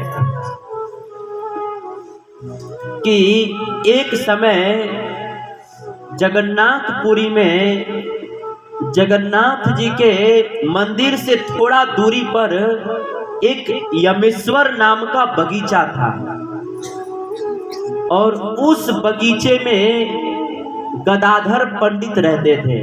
चैतन्य महाप्रभु के एक पार्षद थे, उसी बगीचे में रहते थे। तो एक दिन गदाधर पंडित ने चैतन्य महाप्रभु जी को अपने घर पर प्रसाद के लिए निमंत्रित किया कि आज आप मेरे घर पर प्रसाद ग्रहण करें। तो चैतन्य महाप्रभु जी ने उनके निमंत्रण को स्वीकार कर लिया और चैतन्य महाप्रभु जी ने अपने किसी सेवक के द्वारा यह संदेश भिजवाया कि जल्दी से मेरे पास में सनातन गोस्वामी को बुलाओ, सनातन गोस्वामी को मेरे पास बुलाओ। अब जो है एक सेवक सनातन गोस्वामी जी को यह संदेश देने के लिए चला गया और चैतन्य महाप्रभु जी उसी यमेश्वर बगीचे में गदाधर पंडित के यहाँ पर दोपहर का प्रसाद ग्रहण किए और फिर जो है सनातन गोस्वामी के आने की प्रतीक्षा करने लगे। अब जैसे ही सनातन गोस्वामी जी को चैतन्य महाप्रभु के बुलावा का संदेशा मिला कि महाप्रभु ने मुझे बुलाया है, तो उनके आनंद का ठिकाना नहीं रहा और सनातन गोस्वामी जी तुरंत जो है चैतन्य महाप्रभु से मिलने के लिए चल पड़े। और चैतन्य महाप्रभु से मिलने के 2 रास्ते थे। एक रास्ता तो जगन्नाथ जी के मंदिर का जो सिंह द्वार है, हम लोग जगन्नाथपुरी में जाते हैं तो जो जगन्नाथ जी का मंदिर है उसके 4 द्वार हैं, 4 उसके गेट हैं और चारों के अलग अलग नाम हैं। एक का नाम है धर्म गेट, एक का नाम है अर्थ गेट, एक का नाम है काम गेट और एक का नाम है मोक्ष गेट। धर्म अर्थ काम मोक्ष, चारों द्वारों का अलग अलग नाम है। तो उसमें से एक गेट है, उसका नाम सिंह द्वार है। तो सनातन गोस्वामी जी चैतन्य महाप्रभु के पास जा रहे थे तो उनके पास जाने के लिए दो रास्ते थे। एक तो जगन्नाथ जी के मंदिर से जो सिंह द्वार था, एक रास्ता वहां से गया हुआ था, और दूसरा रास्ता जो है जगन्नाथपुरी में जो समुद्र है, उस समुद्र के किनारे से एक रास्ता गया था। ये दो रास्ते गए थे, ये दो ही रास्ते थे जहां से वो महाप्रभु जी के पास जा सकते थे। लेकिन सनातन गोस्वामी जी कौन से रास्ते से गए? सनातन गोस्वामी जी जो है, जो समुद्र के किनारे जो रास्ता था, उस रास्ते से गए। और उस रास्ते से जब गए तो जेठ का महीना था, जून का, पूरा मई जून का महीना था, और आकाश में कड़क सूर्य, एकदम सूर्य बहुत तेज निकला हुआ था, और सूर्य के प्रकाश से समुद्र के किनारे जो बालू था, वह बालू पूरा गरम गरम, बहुत गरम हो गया था। और सनातन गोस्वामी जी नंगे पांव जो है उसी गरम गरम तपती हुई बालुओं पर अपना कदम बढ़ाते हुए चैतन्य महाप्रभु के पास पहुंचे, प्रणाम किया, और प्रणाम करके जैसे ही उठे, उस समय चैतन्य महाप्रभु ने पूछा कि सनातन, तुम जो है किस रास्ते से आए हो, किस रास्ते से आए हो? तो सनातन जी ने कहा कि प्रभु, मैं जो है समुद्र के किनारे जो रास्ता है, उस रास्ते से आया हूँ। चैतन्य महाप्रभु जी ने पूछा कि तुम जो है जगन्नाथ जी के मंदिर के बगल से जो रास्ता जाता है, उस रास्ते से तुम क्यों नहीं आए? क्योंकि वह जो रास्ता है बहुत अच्छा रास्ता है, उस रास्ते में कांटे कंकड़ भी नहीं है, और उस रास्ते में किनारे किनारे बहुत पेड़ हैं, उन रास्तों पर छाया है पूरा। उन रास्ते से ना आकर के तुम समुद्र के किनारे तपती हुई बालुओं पर चलकर क्यों आए? क्योंकि इससे जो है तुम्हारे पाँव में फोड़े पड़ गए, तुम्हारे पाँव में फोड़े हो गए हैं, फोड़े फूट गए हैं, पाँव छिल गया है, कितना खून बह रहा है। तुम उस रास्ते से क्यों आए? जगन्नाथ जी के बगल के रास्ते से क्यों नहीं आए? उस समय सनातन गोस्वामी जी ने कहा कि प्रभु, मैं इतना पापी हूं ना, मैं इतना पापी हूं कि अगर जगन्नाथ जी के मंदिर के बगल से जो रास्ता गया है ना, अगर मैं उस रास्ते से अगर जाता और कहीं मेरे शरीर का कहीं हवा जो है मेरे शरीर का स्पर्श करके और जगन्नाथ जी के पंडे पुजारियों को लग जाता ना प्रभु, तो मैं इतना पापी हूँ कि मेरे शरीर का हवा भी, मेरे शरीर को छू करके हवा भी जगन्नाथ जी के पंडे पुजारियों को लग जाता ना, तो वो अपवित्र हो जाते और वो हमारे जगन्नाथ जी की सेवा करने के लायक नहीं रहते। मैं इतना पापी हूँ प्रभु। उस समय चैतन्य महाप्रभु तुरंत उठ करके सनातन गोस्वामी को गले लगा लिए, और चैतन्य महाप्रभु जी ने कहा कि सनातन, तुम कैसी बात करते हो? तुम तो इतने पवित्र हो, इतने पवित्र हो कि तुम जो है इस पूरे ब्रह्मांड में जितने भी पापी तापी लोग हैं, तुम अपने स्पर्श से तुम ब्रह्मांड के सारे पापियों को पवित्र कर सकते हो। तुम में इतनी शक्ति है। अरे तुम्हारे स्पर्श से तो बड़े बड़े ऋषि महर्षि भी पवित्र हो जाएंगे, साक्षात मैं पवित्र हो जाऊंगा। तुम इतने पवित्र हो, लेकिन फिर भी तुम जो है अपने मन में ये जो भाव बना कर रखे हो, दीनता का भाव, तुम अपने आप को इतना दीनहीन मानते हो, यह भाव मुझे बहुत प्यारा है। और चैतन्य महाप्रभु जी ने कहा कि वास्तव में एक भक्त का यही आभूषण है। एक वैष्णव का, एक नाम जापक भक्त का, एक भगवान कृष्ण के भक्त का यही आभूषण है। क्या? कि एक भक्त अपने आप को बहुत दीनहीन माने, अपने आप को घास से भी तुच्छ समझे, अपने आप को तिनका से भी, तृण से भी, घास से भी अपने आप को नीच समझे। एक भक्त का यही आभूषण है। हम लोग बहुत अच्छा गले में सोने की माला पहन लें, हाथ में सोने चांदी का कंगन पहन लें, हम लोग अपने अंगूठी में, अपने अंगुली में जो है हम लोग सोने चांदी डायमंड हीरा मोती का अंगूठी पहन लें, अपने कान में हम लोग सुंदर जो है बाली सोने के पहन लें, अथवा हम अपने गले में सोने का हार पहन लें, हम लोग नाक कान में सोने का हार पहन लें। ये वास्तव में एक भक्त का आभूषण नहीं है। भक्त का आभूषण क्या है कि वह अपने आप को दीनहीन समझे, भगवान के सामने अपने आप को बहुत तुच्छ समझे, अपने आप को बहुत निम्न समझे। जैसे सूरदास जी, जैसे सुदामा जी, जैसे सनातन गोस्वामी जी अपने आप को दीनहीन मानते हैं, वैसे एक भक्त को अपने आप को खुद दीनहीन मानना चाहिए। क्योंकि भगवान का नाम दीन बंधु है। जो अपने आप को दीनहीन मानते हैं, भगवान उन्हीं के बंधु हैं। भगवान धनी बंधु नहीं है, धनियों के बंधु नहीं, दीनों के बंधु हैं। तो कहने का मतलब यह है कि भगवान के नाम का जप करने का सबसे पहला नियम यह है कि भगवान के नाम जापक भक्त को अपने आप को जो है सबसे तुच्छ समझना चाहिए, सबसे दीनहीन समझना चाहिए। ये कौन बतला रहे हैं? ये चैतन्य महाप्रभु जी बतला रहे हैं। भगवान के नाम का जप कैसे करना चाहिए?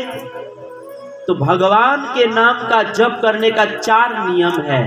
सबसे पहला नियम क्या है? चैतन्य महाप्रभु जी बतला रहे हैं, तृणादपि सुनीचेन। एक भक्त को अपने आप को जो है सबसे तुच्छ समझना चाहिए, एक घास के तिनके की तरह अपने आप को दीनहीन समझना चाहिए। भगवान के नाम का जप करने का ये सबसे पहला नियम है। दूसरा नियम क्या है? तो चैतन्य महाप्रभु जी कहते हैं भगवान के नाम का जप करने का दूसरा नियम है तरोरिव सहिष्णुना।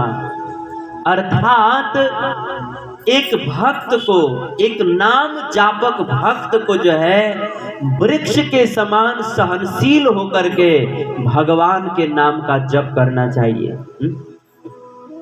तरोरिव सहिष्णुना, वृक्ष के समान सहनशील होकर के भगवान के नाम का जप करना चाहिए। भगवान के नाम जप का ये दूसरा नियम है। ये चैतन्य महाप्रभु जी ने बतलाया है। जैसे वृक्ष को कोई व्यक्ति जो है पत्थर मार दे, जैसे वृक्ष को कोई व्यक्ति जो है पत्थर मारता है, तो वृक्ष जो है अपने को पत्थर मारने वाले को भी पत्थर नहीं मारता है, वह सहन कर लेता है, वह सहन कर लेता है। वैसे ही एक भक्त को जो है, एक नाम जापक भक्त को कैसा होना चाहिए? वृक्ष के समान। जैसे वृक्ष को कोई व्यक्ति पत्थर मार दे तो वृक्ष उस पत्थर मारने वाले को पत्थर नहीं मारता, सहन कर लेता है। वैसे एक नाम जापक भक्त को होना चाहिए कि अगर कोई हमारा थोड़ा बुराई कर दे, थोड़ा अपमान कर दे, या कोई हमारा थोड़ा हानि पहुंचा दे, तो हमें जो है उसका बुरा नहीं सोचना चाहिए, सहन कर लेना चाहिए। अगर कोई व्यक्ति थोड़ा हमारा बुरा भी कर देता है तो हमें उसका बहुत बैर विरोध नहीं करना चाहिए, उसको सहन कर लेना चाहिए। जैसे वृक्ष जो है कोई आदमी उसके ऊपर पत्थर मार दे तो वृक्ष जो है पत्थर मारने वाले को पत्थर नहीं मारता, सहन कर लेता है। उल्टा वृक्ष जो है अपने को पत्थर मारने वाले को भी मीठा फल देता है। देखिए, वृक्ष में बहुत बड़ा गुण है। हमारे चैतन्य महाप्रभु जी ने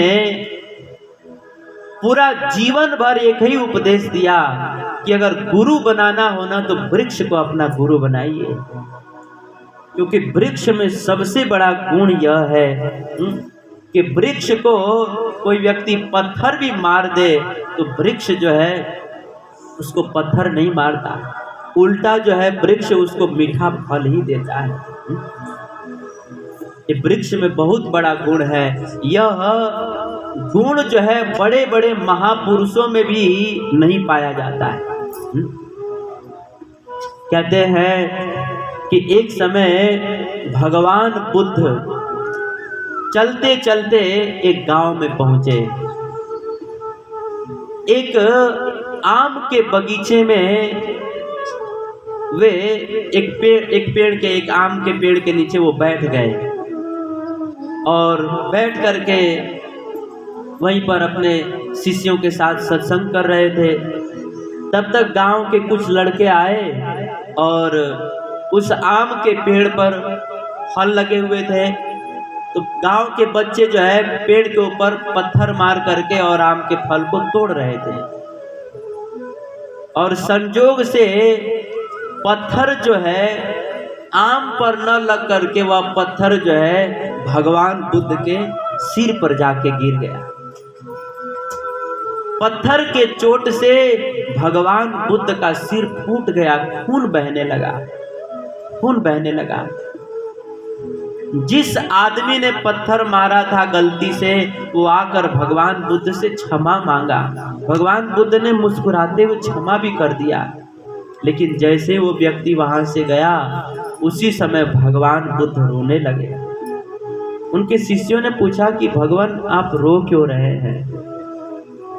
भगवान बुद्ध ने कहा कि देखो, मैं रो इसलिए रहा हूं क्योंकि उस साधारण आदमी ने इस पेड़ को पत्थर मारा तो इस पेड़ ने उसको फल दिया, लेकिन उस आदमी ने मुझको पत्थर मारा तो मैंने उसको कोई फल नहीं दिया, इसलिए मैं रो रहा हूं। देखो तो ये वृक्ष, इसमें कितना बड़ा गुण है कि लोग मुझको महात्मा कहते हैं, लोग मुझको भगवान कहकर संबोधित करते हैं, लेकिन मुझ में भी वो गुण नहीं है जो इस पत्थर, जो इस पेड़ में गुण है। इस पेड़ को किसी ने पत्थर मारा तो इसने फल दिया, और मुझ मनुष्य को, चलते फिरते मनुष्य को पत्थर मारा तो मैंने कुछ नहीं दिया। जो गुण इस पेड़ में है वो गुण तो मुझ में भी नहीं है। तो कहने का भाव यह है कि वृक्ष में जो गुण है वह गुण तो बड़े बड़े महापुरुषों में भी नहीं आ पाता है। तो चैतन्य महाप्रभु जी कहते हैं कि एक भक्त को जो है वृक्ष के समान सहनशील होना चाहिए। जैसे वृक्ष को कोई व्यक्ति काट भी देता है तो वह वृक्ष जो है अपने को काटने वाले को भी छांव देता है। कई बार देखा जाता है कि लोग जो है पेड़ के ऊपर ही चढ़ करके, पेड़ के ऊपर ही बैठ करके पेड़वा को काटते हैं, लेकिन फिर भी वो पेड़ यह नहीं सोचता है कि अरे ये मेरे ऊपर चढ़ करके मुझे ही काट रहा है तो मैं इसको छांव नहीं दूंगा। वो एक बार भी नहीं सोचता। भले कोई उसको काटता है फिर भी पेड़ जो है उसको छांव देता है, उसको पत्ता देता है, उसको फल देता है, फूल देता है, टहनी देता है, लकड़ी देता है। वृक्ष के समान इस दुनिया में कोई उपकारी नहीं है। और सबसे बड़ा गुण यह है कि वृक्ष जो है बहुत सहनशील होता है, सहनशील होता है। चैतन्य महाप्रभु जी कहते हैं कि एक नाम जापक भक्त अथवा तो भगवान के नाम का जप करने का दूसरा नियम यह है कि एक भक्त को वृक्ष के समान सहनशील होना चाहिए। देखिए, बात आई है तो हम बता दें कि हम सब लोग संसार में रह रहे हैं और संसार में रह करके हम लोग थोड़ा बहुत भगवान के मार्ग पर चलने का प्रयास कर रहे हैं। तो कई बार जो है हम भक्त लोग जो है धोती कुर्ता पहन करके, वैष्णव वेशभूषा में तिलक लगाकर, तुलसी माला पहन करके जब समाज में निकलते हैं तो कई ऐसे अज्ञानी लोग हैं जो हमारी ताना उड़ाते हैं कि देखो 100 बिल्ली खा करके चूहा हज करने को चलिए। लोग जो है ताना उड़ाते हैं, इस तरह के लोग ताना उड़ाते हैं, लंबे तिलक मीठे बानी धोखेबाज की यही निशानी। लोग जो है कबीरदास तुलसीदास जी की तरह दुआ चौपाई लिख देते हैं। लोग इस तरह के ताने उड़ाते हैं। तो एक भक्त को क्या करना चाहिए? एक भक्त को जो है, देखिए हमें तो कोई व्यक्ति पत्थर नहीं मारता, हम भले वृक्ष की तरह हम पत्थर सहन नहीं कर सकते, लेकिन कम से कम जो है कोई व्यक्ति हमको इस तरह के ताना उड़ा दे, इस तरह का कोई मजाक उड़ा दे, तो कम से कम दुष्ट लोग जो ये बात कहते हैं, ताना उड़ाते हैं, उसको तो कम से कम सहन कर लेना चाहिए। चैतन्य महाप्रभु जी कहते हैं कि एक भक्त को वृक्ष के समान सहनशील होना चाहिए। वृक्ष को कोई पत्थर मार दे, काट दे, तो भी वो प्रतिकार नहीं करता। तो हम वृक्ष के समान सहनशील न हो, भले हम किसी के पत्थर को न सहें, भले हमको कोई काटे उसको न सहें, लेकिन कम से कम इतना तो जरूर सहें कि हम भगवान का भजन करें, और कोई थोड़ा बहुत ताना उड़ा दे तो उसको तो कम से कम सहन कर लेना चाहिए। अगर हम लोग इतना भी सहन नहीं कर सकते तो हम लोग फिर भगवान का भजन कैसे करेंगे? अगर हम लोग इतना भी सहन नहीं कर सकते तो फिर हम भगवान का भजन नाम जप हम लोग कैसे करेंगे? इसीलिए इतना तो जरूर सहन कर लेना चाहिए। कई बार लोग जो है उनके मन में इच्छा होती है कि हम तिलक धारण करें, हम तुलसी पहने, हम वैष्णव वेशभूषा में रहें, लेकिन इसी ताना के वजह से लोग जो है ये सब वैष्णव वेशभूषा में नहीं रहते हैं, क्योंकि उनको सहन नहीं होता है। लेकिन हमको जो है सहन करना सीखना होगा। हमारे संतों ने कहा है, खोद खाद धरती सहे, काट कूट बन राय, हल्के वचन संत सहे, और से सहा न जाए। हमारे संत कहते हैं एक भक्त को सहनशील होना चाहिए। कहते हैं कि जैसे धरती जो है खोद खाद को सहन करती है, धरती में हमेशा खुदाई चलते रहता है। किसान लोग जो है अपना फसल उपजाने के लिए धरती को ट्रैक्टर से खोदते हैं। कई लोग जो है इसमें से तेल निकालने के लिए, कोयला निकालने के लिए, कई तरह के खाद्यान्न निकालने के लिए धरती में खोद खाद करते रहते हैं। तो क्या धरती माता को कष्ट नहीं होता है? कष्ट होता है, लेकिन फिर भी धरती माता सहन करती हैं। तो जैसे धरती माता खोद खाद को सहती हैं, जैसे जंगल जो है काट कूट को सहन करता है। जंगल में देखते हैं ना, हमेशा काट कूट चलते ही रहता है। तो जिस प्रकार से धरती माता जो है खोद खाद को सहन करती हैं, जैसे जंगल जो है वह काट कूट को सहन करता है, वैसे ही एक भक्त को जो है खल के वचनों को सहना चाहिए। खोद खाद धरती सहे, काट कूट बन राय, खल के वचन संत सहे, और से सहा न जाए। एक भक्त को सहन करना चाहिए। दुनिया में तो जो व्यक्ति सहता है ना, वही व्यक्ति रहता है। इस दुनिया में ऐसा कौन है जिसकी निंदा और शिकायत नहीं की जाती है, बुराई नहीं की जाती है, ताना नहीं उड़ाया जाता है? अरे औरों की बात छोड़िए, लोगों ने भगवान को भी ताना उड़ाना नहीं छोड़ा, तो हम तो मनुष्य हैं। कई बार लोग कहते हैं कि कृष्ण जो है गोपियों के साथ रास रचाएं तो वो लीला, और मनुष्य जो है अगर किसी लड़की और स्त्री के साथ रास रचाए तो कैरेक्टर ढीला। लोग इस तरह से भगवान को भी लोग जो है अपनी तरह समझते हैं। भगवान को भी लोग नहीं छोड़ते हैं। भगवान कृष्ण के ऊपर भी कितने सारे आरोप लगा दिए गए। माता सीता को किसी ने नहीं छोड़ा, भगवान राम के ऊपर कितने सारे आरोप लगे। तो जब दुनिया के लोगों ने भगवान को नहीं छोड़ा, तो हम तो इंसान हैं, हम जो है दुनिया का मुंह नहीं बंद कर सकते। हमें खुद को सुधारना होगा।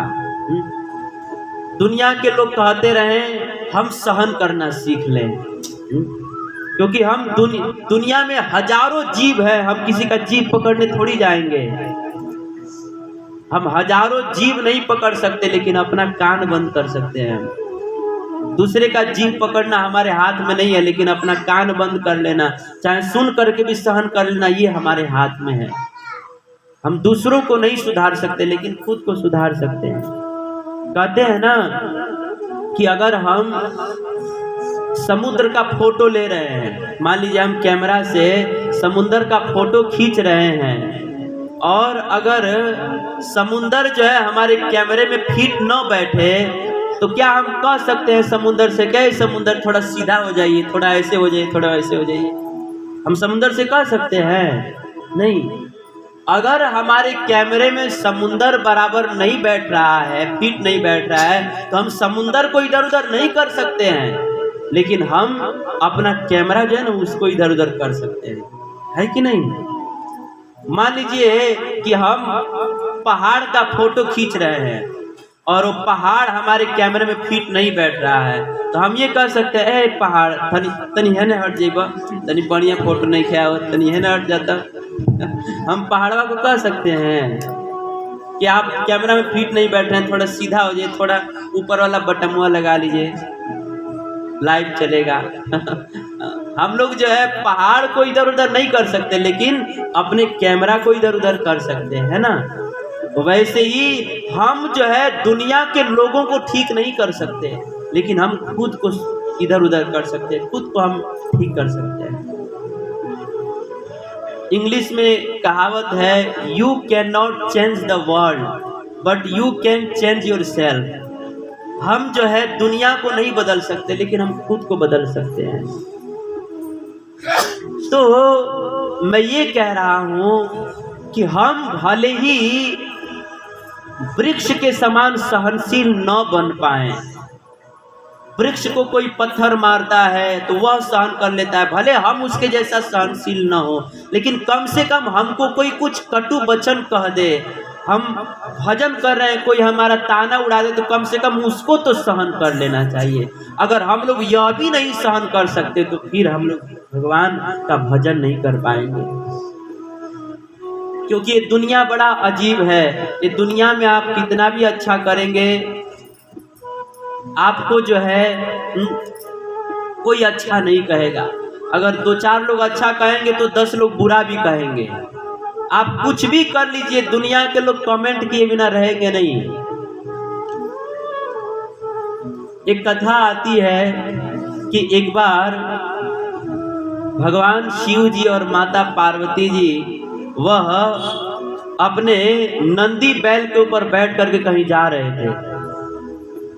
तो जाते चलते चलते चलते एक गांव में पहुंचे, तो गांव के लोगों ने देखा तो क्या कहा कि देखो ना हो भाई कितना मतलब निर्दयी आदमी बालो कि बेचारा एगो बैल बा, दूध जना पर बैठल बालो बैलवा पर, बेचारा ढोवत ढोवत परेशान हो गई लोग।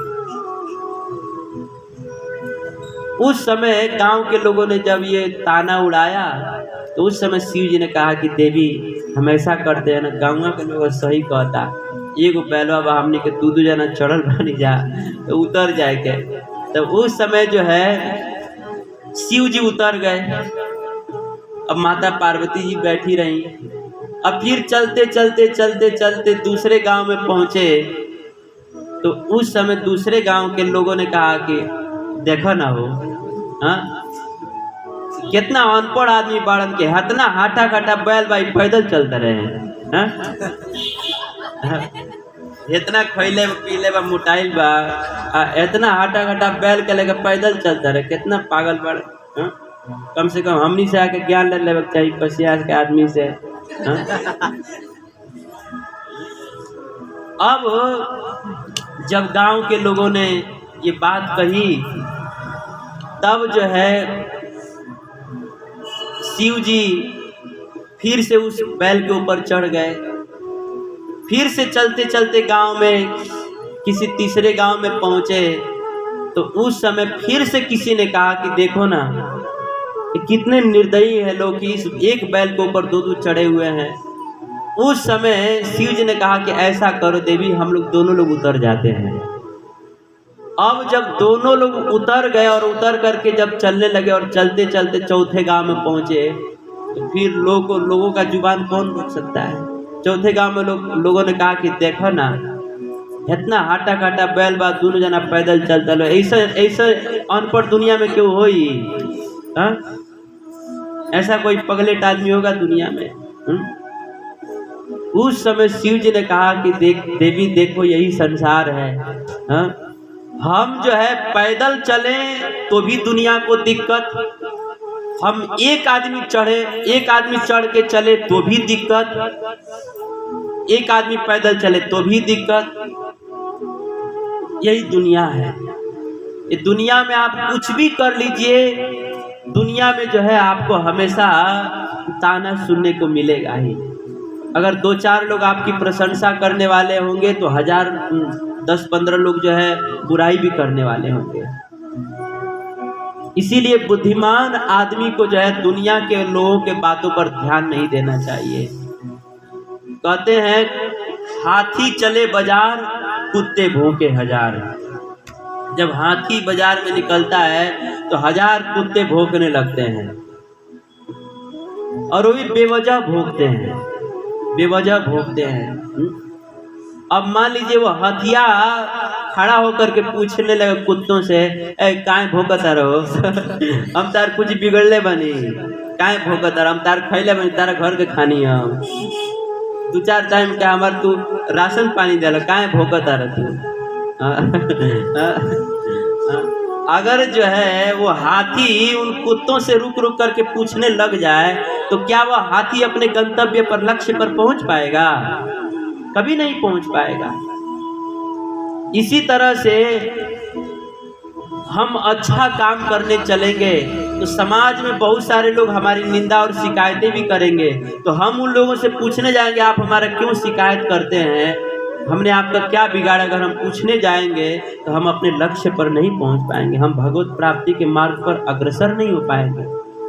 इसीलिए एक भक्त को जो है हाथी की तरह चलते रहना चाहिए। दुनिया के लोग को जो कहना है कहे, जो सोचना है सोचे। तो एक भक्त को जो है वृक्ष के समान सहनशील होना चाहिए। भगवान के नाम का जप करने का दूसरा नियम यह है कि एक भक्त को वृक्ष के समान सहनशील होना चाहिए, वृक्ष के समान सहनशील होना चाहिए। और तीसरा उपाय क्या है? तीसरा नियम क्या है? चैतन्य महाप्रभु जी कहते हैं कि एक भक्त को, एक नाम जापक भक्त को निराभिमानी होना चाहिए। अर्थात सरल शब्दों में कहे तो भगवान के नाम का जप करने का तीसरा नियम यह है कि एक भक्त को जो है निराभिमानी अर्थात अभिमान रहित होना चाहिए। एक नाम जापक भक्त को अहंकार नहीं होना चाहिए, निराभिमानी होना चाहिए। उसको कोई अहंकार नहीं होना चाहिए, कोई किसी तरह का अभिमान नहीं होना चाहिए। जैसे हनुमान जी महाराज, हनुमान जी रामायण में एक ऐसे भक्त है ना जिनमें जो गुण ढूंढिए सारे गुण मिल जाते हैं। हनुमान जी में सारे गुण मिल जाते हैं। क्यों? क्योंकि हनुमान जी जय हनुमान ज्ञान गुण सागर, हनुमान जी सारे गुणों के सागर हैं, उनमें सारे गुण मिल जाते हैं। हनुमान जी में तनिक भी अहंकार नहीं है।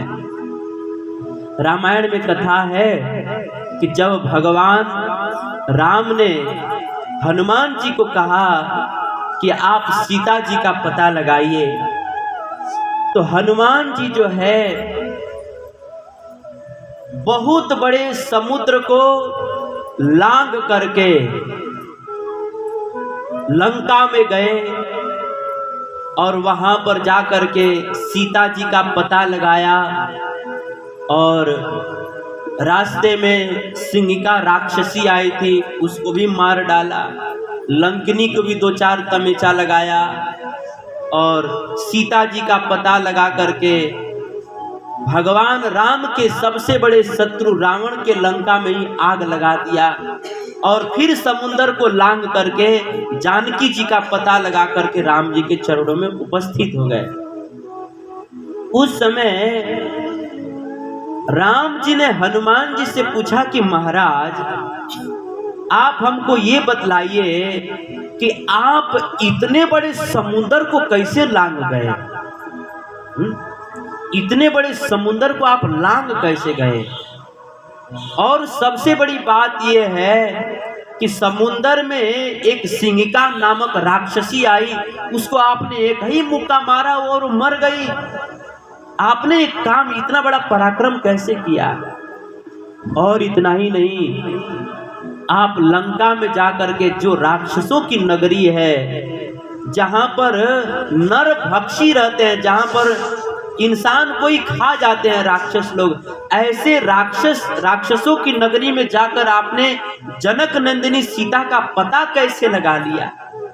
और आपने मेरे शत्रु रावण के इतने बड़े लंका में आग कैसे लगा दिया? लंका को आपने जला कैसे दिया? और फिर आप जो है आते समय इतने बड़े समुंदर को लांग कैसे गए? आपने इतना बड़ा पराक्रम किसके बल पर किया? उस समय आप लोग विचार कीजिए, हम लोग होते तो क्या कहते? हम लोग कहते, प्रभु जी का समझला बनी रहुआ हमरा के, हाँ? हमको तो दही चूड़ा के कवर है, देखत नहीं कि 2.5 किलो के हाथ, 56 इंच के सीना, हाँ? हम लोग होते तो यही सब कहते। लेकिन हनुमान जी ने क्या कहा?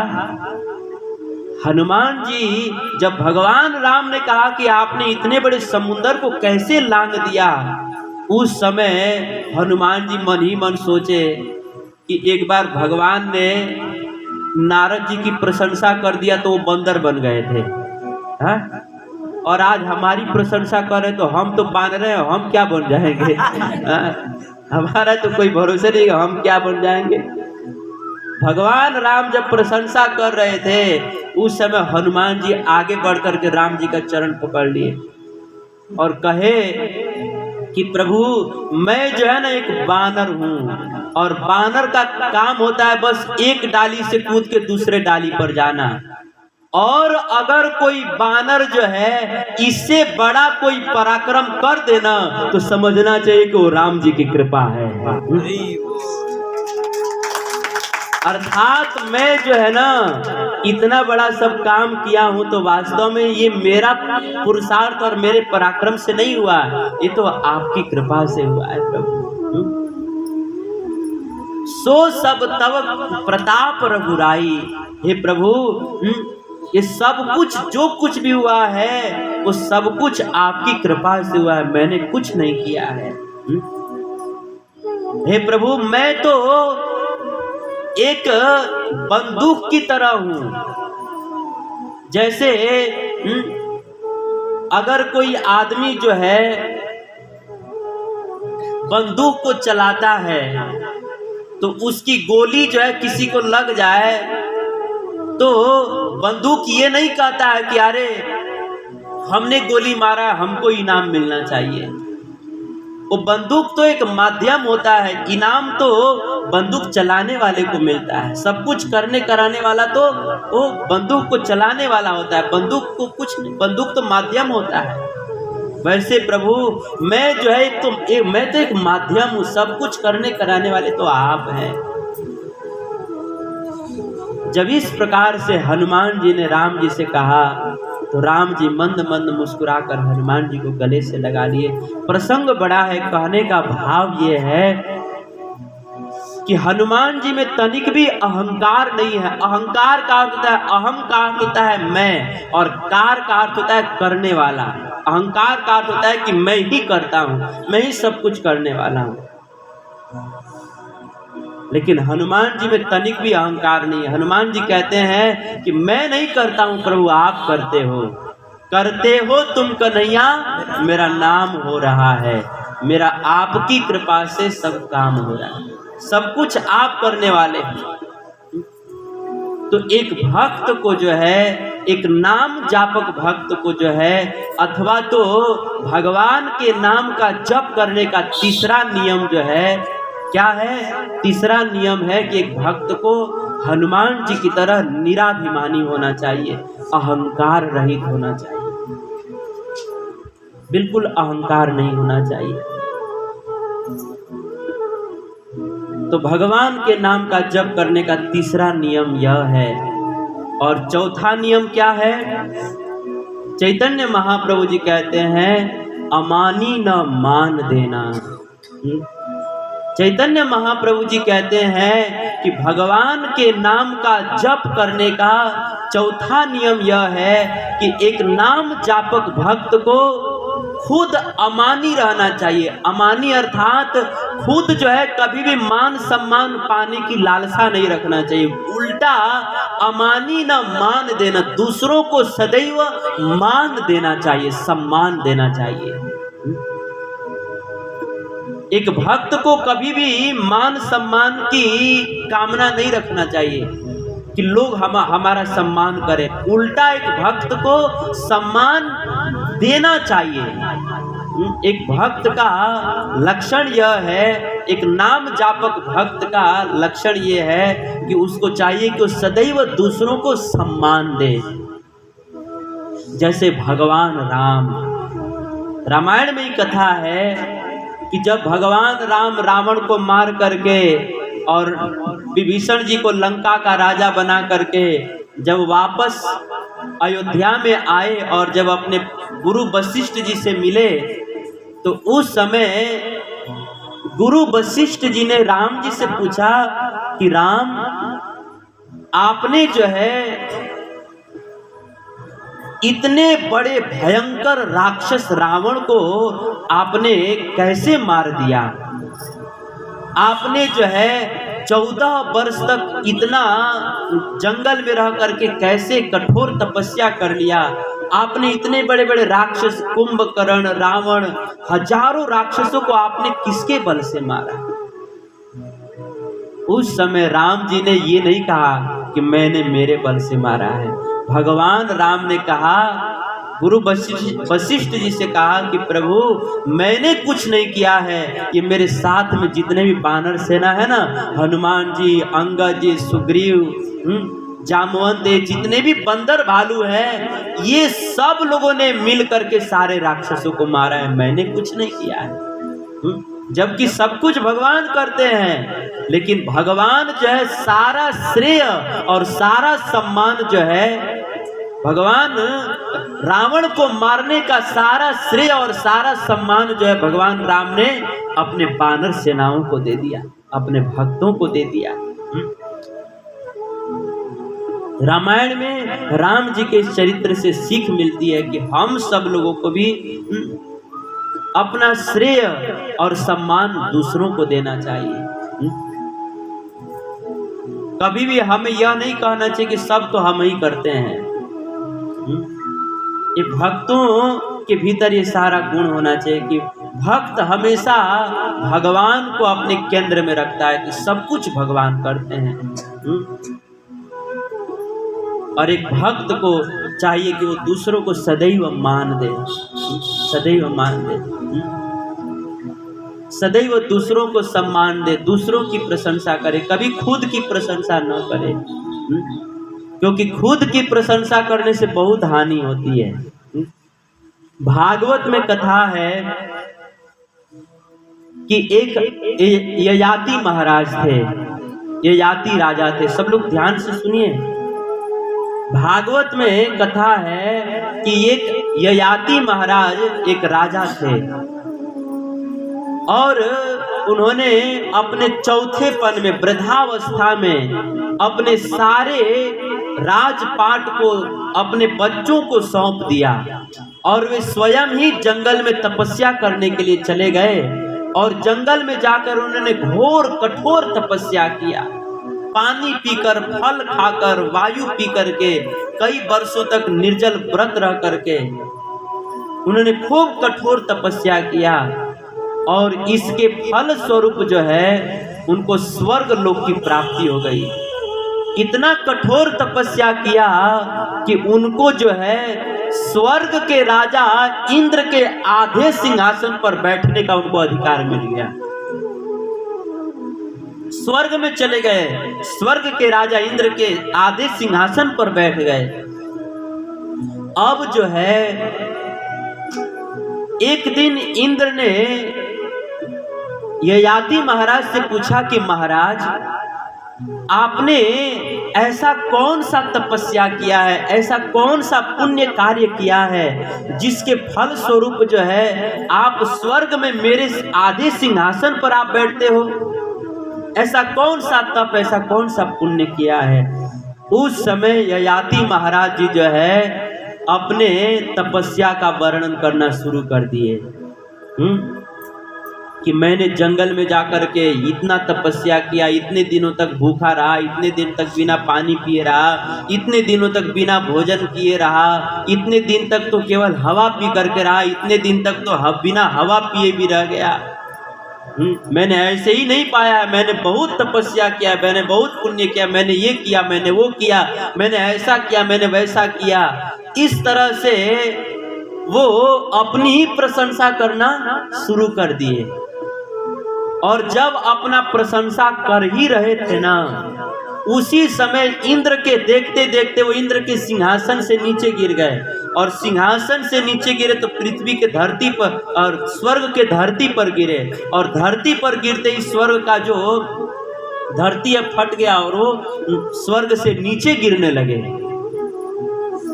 उस समय इंद्र ने पूछा कि महाराज, ययाति महाराज ने पूछा, क्या रे इंद्र देवता, मैं जो है स्वर्ग से नीचे क्यों गिर रहा हूँ, स्वर्ग से नीचे क्यों गिर रहा हूँ? उस समय इंद्र देवता ने कहा कि यद्यपि आपने बहुत पुण्य किया था, उसी के फल स्वरूप आप स्वर्ग में आए थे, लेकिन आज आपने अपने मुख से अपनी ही प्रशंसा कर दिया ना, अपने मुख से अपनी ही बड़ाई कर दिया, तो आपका सारा पुण्य नष्ट हो गया और आज इसी के परिणाम स्वरूप आप स्वर्ग से गिर करके नीचे संसार में जा रहे हैं।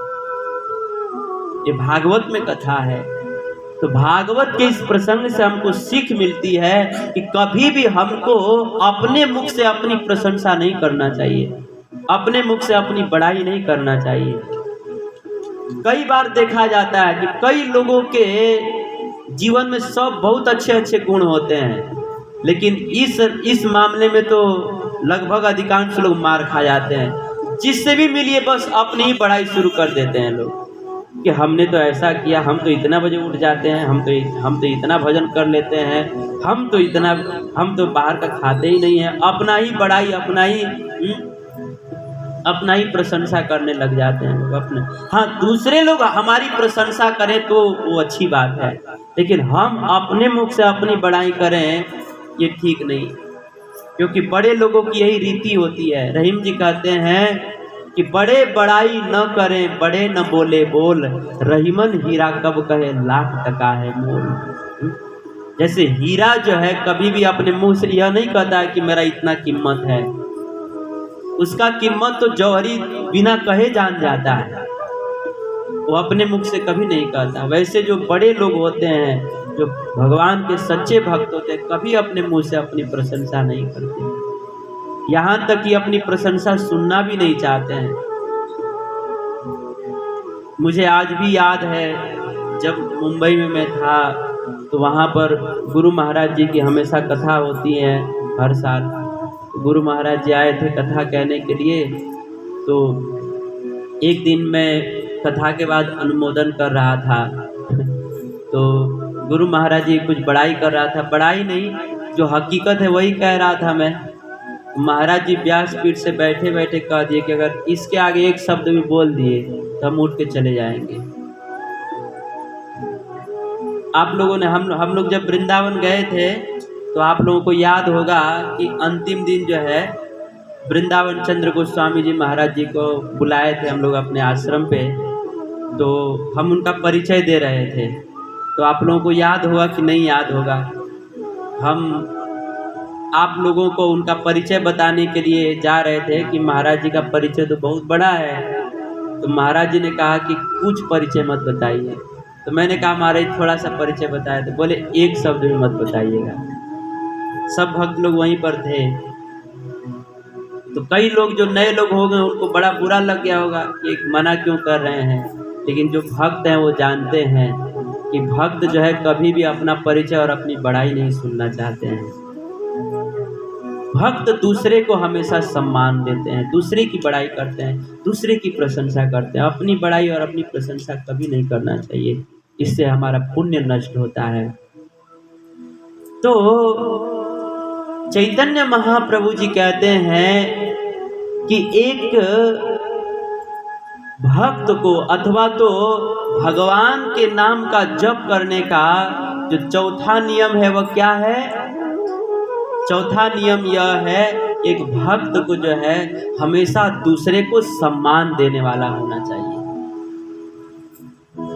तो इस तरह से भगवान के नाम का जप करने का ये 4 नियम है, 4 नियम है। कई बार हम लोगों के मन में प्रश्न होता है कि हम लोग इतने दिनों से भगवान के नाम का जप करते हैं, लेकिन फिर भी हमारे जीवन में नाम का जो प्रभाव है वो दिखाई नहीं देता है, वो दिखाई नहीं देता है हमारे जीवन में, वो दिखाई नहीं देता। इसका कारण क्या है? क्या हम शास्त्रों में जो नाम की महिमा पढ़ते हैं, सुनते हैं, क्या वो झूठा है?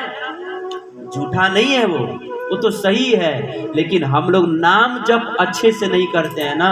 हम लोग जो नाम जप करने के जो नियम है उस नियम के साथ हम लोग नाम जप नहीं करते हैं ना, इसीलिए जो है नाम जप का जो वास्तविक फल है वो हमारे जीवन में प्रकट नहीं हो पाता। हमारे शास्त्रों में बताया गया है, कोटि जन्म करे यदि नाम संकीर्तन, तबु नहीं पाए कृष्ण पदे प्रेम धन। अगर हम लोग ये जो 4 नियम है, इस 4 नियम को छोड़ करके हम लोग करोड़ों जन्मों तक अगर हम लोग नाम का कीर्तन करेंगे ना, तो भी जो है हमको कृष्ण प्रेम रूपी धन नहीं मिल सकता इस जन्म में। कोटि जन्म करे यदि नाम संकीर्तन, तबु नहीं पाए कृष्ण पदे प्रेम धन। इसीलिए हमको जो है भगवान के नाम का जप इन 4 नियम के साथ करना चाहिए। सबसे पहला नियम क्या है? एक भक्त को जो है अपने आप को घास के समान तुच्छ समझना चाहिए, दीनहीन समझना चाहिए। जैसे घास के ऊपर कोई व्यक्ति अपना पांव रख दे तो घासवा केस फौदारी नहीं करने जाता है कि हमारे ऊपर काहे पांव रख दिए। एक बार भी वो केस फौदारी कोई प्रतिकार नहीं करता है। कोई रख दिया तो झुक जाता है और फिर चला गया तो उठ जाता है, कोई भी प्रतिकार नहीं करता, क्योंकि जानता है कि हम संसार में प्रतिकार करने के लिए नहीं आए हैं। हम संसार में ठाकुर जी का भजन करने के लिए आए हैं, और यहाँ पर प्रतिकार करने के लिए जाएंगे तो पूरी जिंदगी खत्म हो जाएगी। लेकिन ये दुश्मन कभी खत्म नहीं होंगे। तो प्रतिकार नहीं करता, बहुत अपने आप को हीन समझता है। तो भगवान के नाम का जप करने का सबसे पहला नियम है कि एक भक्त को घास के समान, तिनके के समान अपने आप को तुच्छ दीनहीन समझना चाहिए, पहला नियम। और दूसरा नियम क्या है? भगवान के नाम का जप करने का दूसरा नियम यह है कि एक भक्त को वृक्ष के समान सहनशील होना चाहिए। और तीसरा जो है भगवान के नाम का जप करने का तीसरा नियम यह है कि एक भक्त को अभिमान रहित होना चाहिए, अहंकार नहीं होना चाहिए। और भगवान के नाम का जप करने का चौथा नियम क्या है? कि सदैव दूसरों को सम्मान देने वाला होना चाहिए। अगर कोई व्यक्ति इन 4 नियमों के साथ भगवान के नाम का जप करता है तो चैतन्य चरितामृत के रचयिता चैतन्य महाप्रभु का जीवन चरित्र किसने लिखा है? कृष्णदास कविराज गोस्वामी जी ने। चैतन्य महाप्रभु जी का जो जीवन चरित्र है लगभग इतने मोटे पुस्तक में है, और उस पुस्तक के जो रचयिता है उनका नाम है कृष्णदास कविराज गोस्वामी जी। वे कहते हैं, आशीर्वाद देते हैं कि जो व्यक्ति इन 4 नियमों के साथ भगवान के नाम का जप करेगा, तो मैं दोनों भुजा उठा करके, मैं चिल्ला चिल्ला करके कह रहा हूं कि जो व्यक्ति इन 4 नियमों के साथ भगवान के नाम का जप करेगा, तो उसको इसी जन्म में जो है भगवान श्री कृष्ण की निश्चित ही प्राप्ति हो जाएगी, इसमें कोई संदेह नहीं है। ऊर्ध्व बाहु करी कही सुन सर्वलोक, नाम सूत्रे गाथी पर कंठे ए श्लोक, प्रभुर आज्ञाय कर ए श्लोक आचरण, अवश्य पाइबे तबे श्री कृष्ण चरण। जो इन 4 नियमों के साथ भगवान के नाम का जप करेगा, तो मैं दोनों भुजा उठा करके मैं ऐलान कर रहा हूं कि उसको निश्चित श्री कृष्ण के चरण कमलों की प्राप्ति होगी। ये कृष्णदास कविराज गोस्वामी जी कहते हैं। इसीलिए हमें जो है इस विधि से भगवान के नाम का जप करना चाहिए। तो इस तरह से चैतन्य महाप्रभु जी चैतन्य शिक्षाष्टकम के 3 श्लोक में भगवान के नाम का कैसे जप करना चाहिए, उसका विधि, उसका उपाय हम सबको बतलाते हैं, और वही उपाय हमने आपको अपने टूटे फूटे वाणी में बताने का प्रयास किया। अब समय हो गया है, मैं अपने वाणी को पर विराम करता हूँ। कोई त्रुटि हुई होगी तो अपना पुत्र दास समझकर क्षमा कीजिएगा। हरे कृष्णा। हरि नाम संकीर्तन की जय। श्रील प्रभुपाद की जय। किसी का कोई प्रश्न हो, आज के प्रसंग में किसी को कुछ समझ में ना आया हो तो पूछ सकते हैं।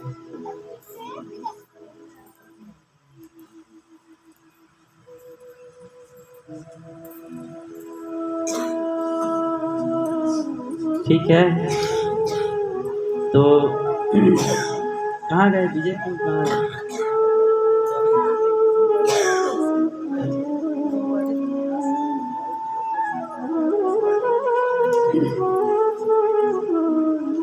आने वाले गुरुवार को, इसी गुरुवार को जो है 24 तारीख को हमारे दीपक प्रभु जी के घर पर हम लोग गए थे होली के दिन, तो दीपक प्रभु जी के घर पे भी गए थे हम लोग।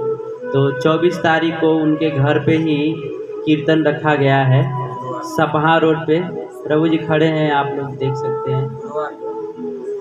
हाँ, गुरुवार के दिन, इसी 24 तारीख को गुरुवार के दिन जो है शाम को 7 बजे से प्रभु जी के घर पे ही कीर्तन होगा, और वहीं पर जो है कीर्तन और कथा के बाद जो है सभी भक्तों के लिए महाप्रसाद की भी व्यवस्था है। तो आप सब लोग जो है शाम को 7 बजे यहीं सेंटर पे आ जाएंगे। यहीं सेंटर से हम सब लोग चलेंगे, और जिनको नज़दीक अपने घर से पड़ता है तो उधर से भी चले जाएंगे, कोई बात नहीं है।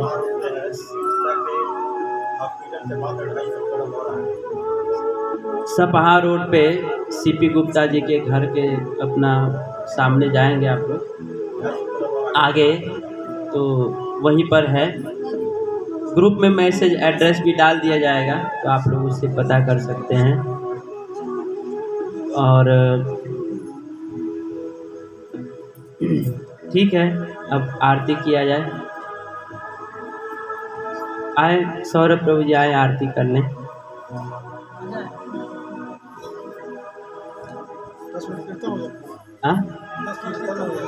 हाँ ठीक है, आरती के बाद कीर्तन हो जाएगा। आए प्रभु जी।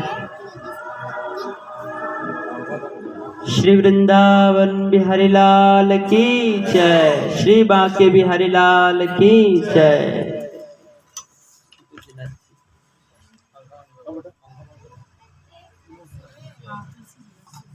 घर पे कई लोग आके बैठे थे, इसलिए आगे घर पे बना जो अभी छोड़ के आया। अच्छा, वही लगा नहीं यार, तो फंसे रह गया, तो कल सुबह जाना भी नहीं। अच्छा, भक्ति विघ्न विनाशक श्री नृसिंहदेव भगवान की जय। नमस्ते नरसिंहाय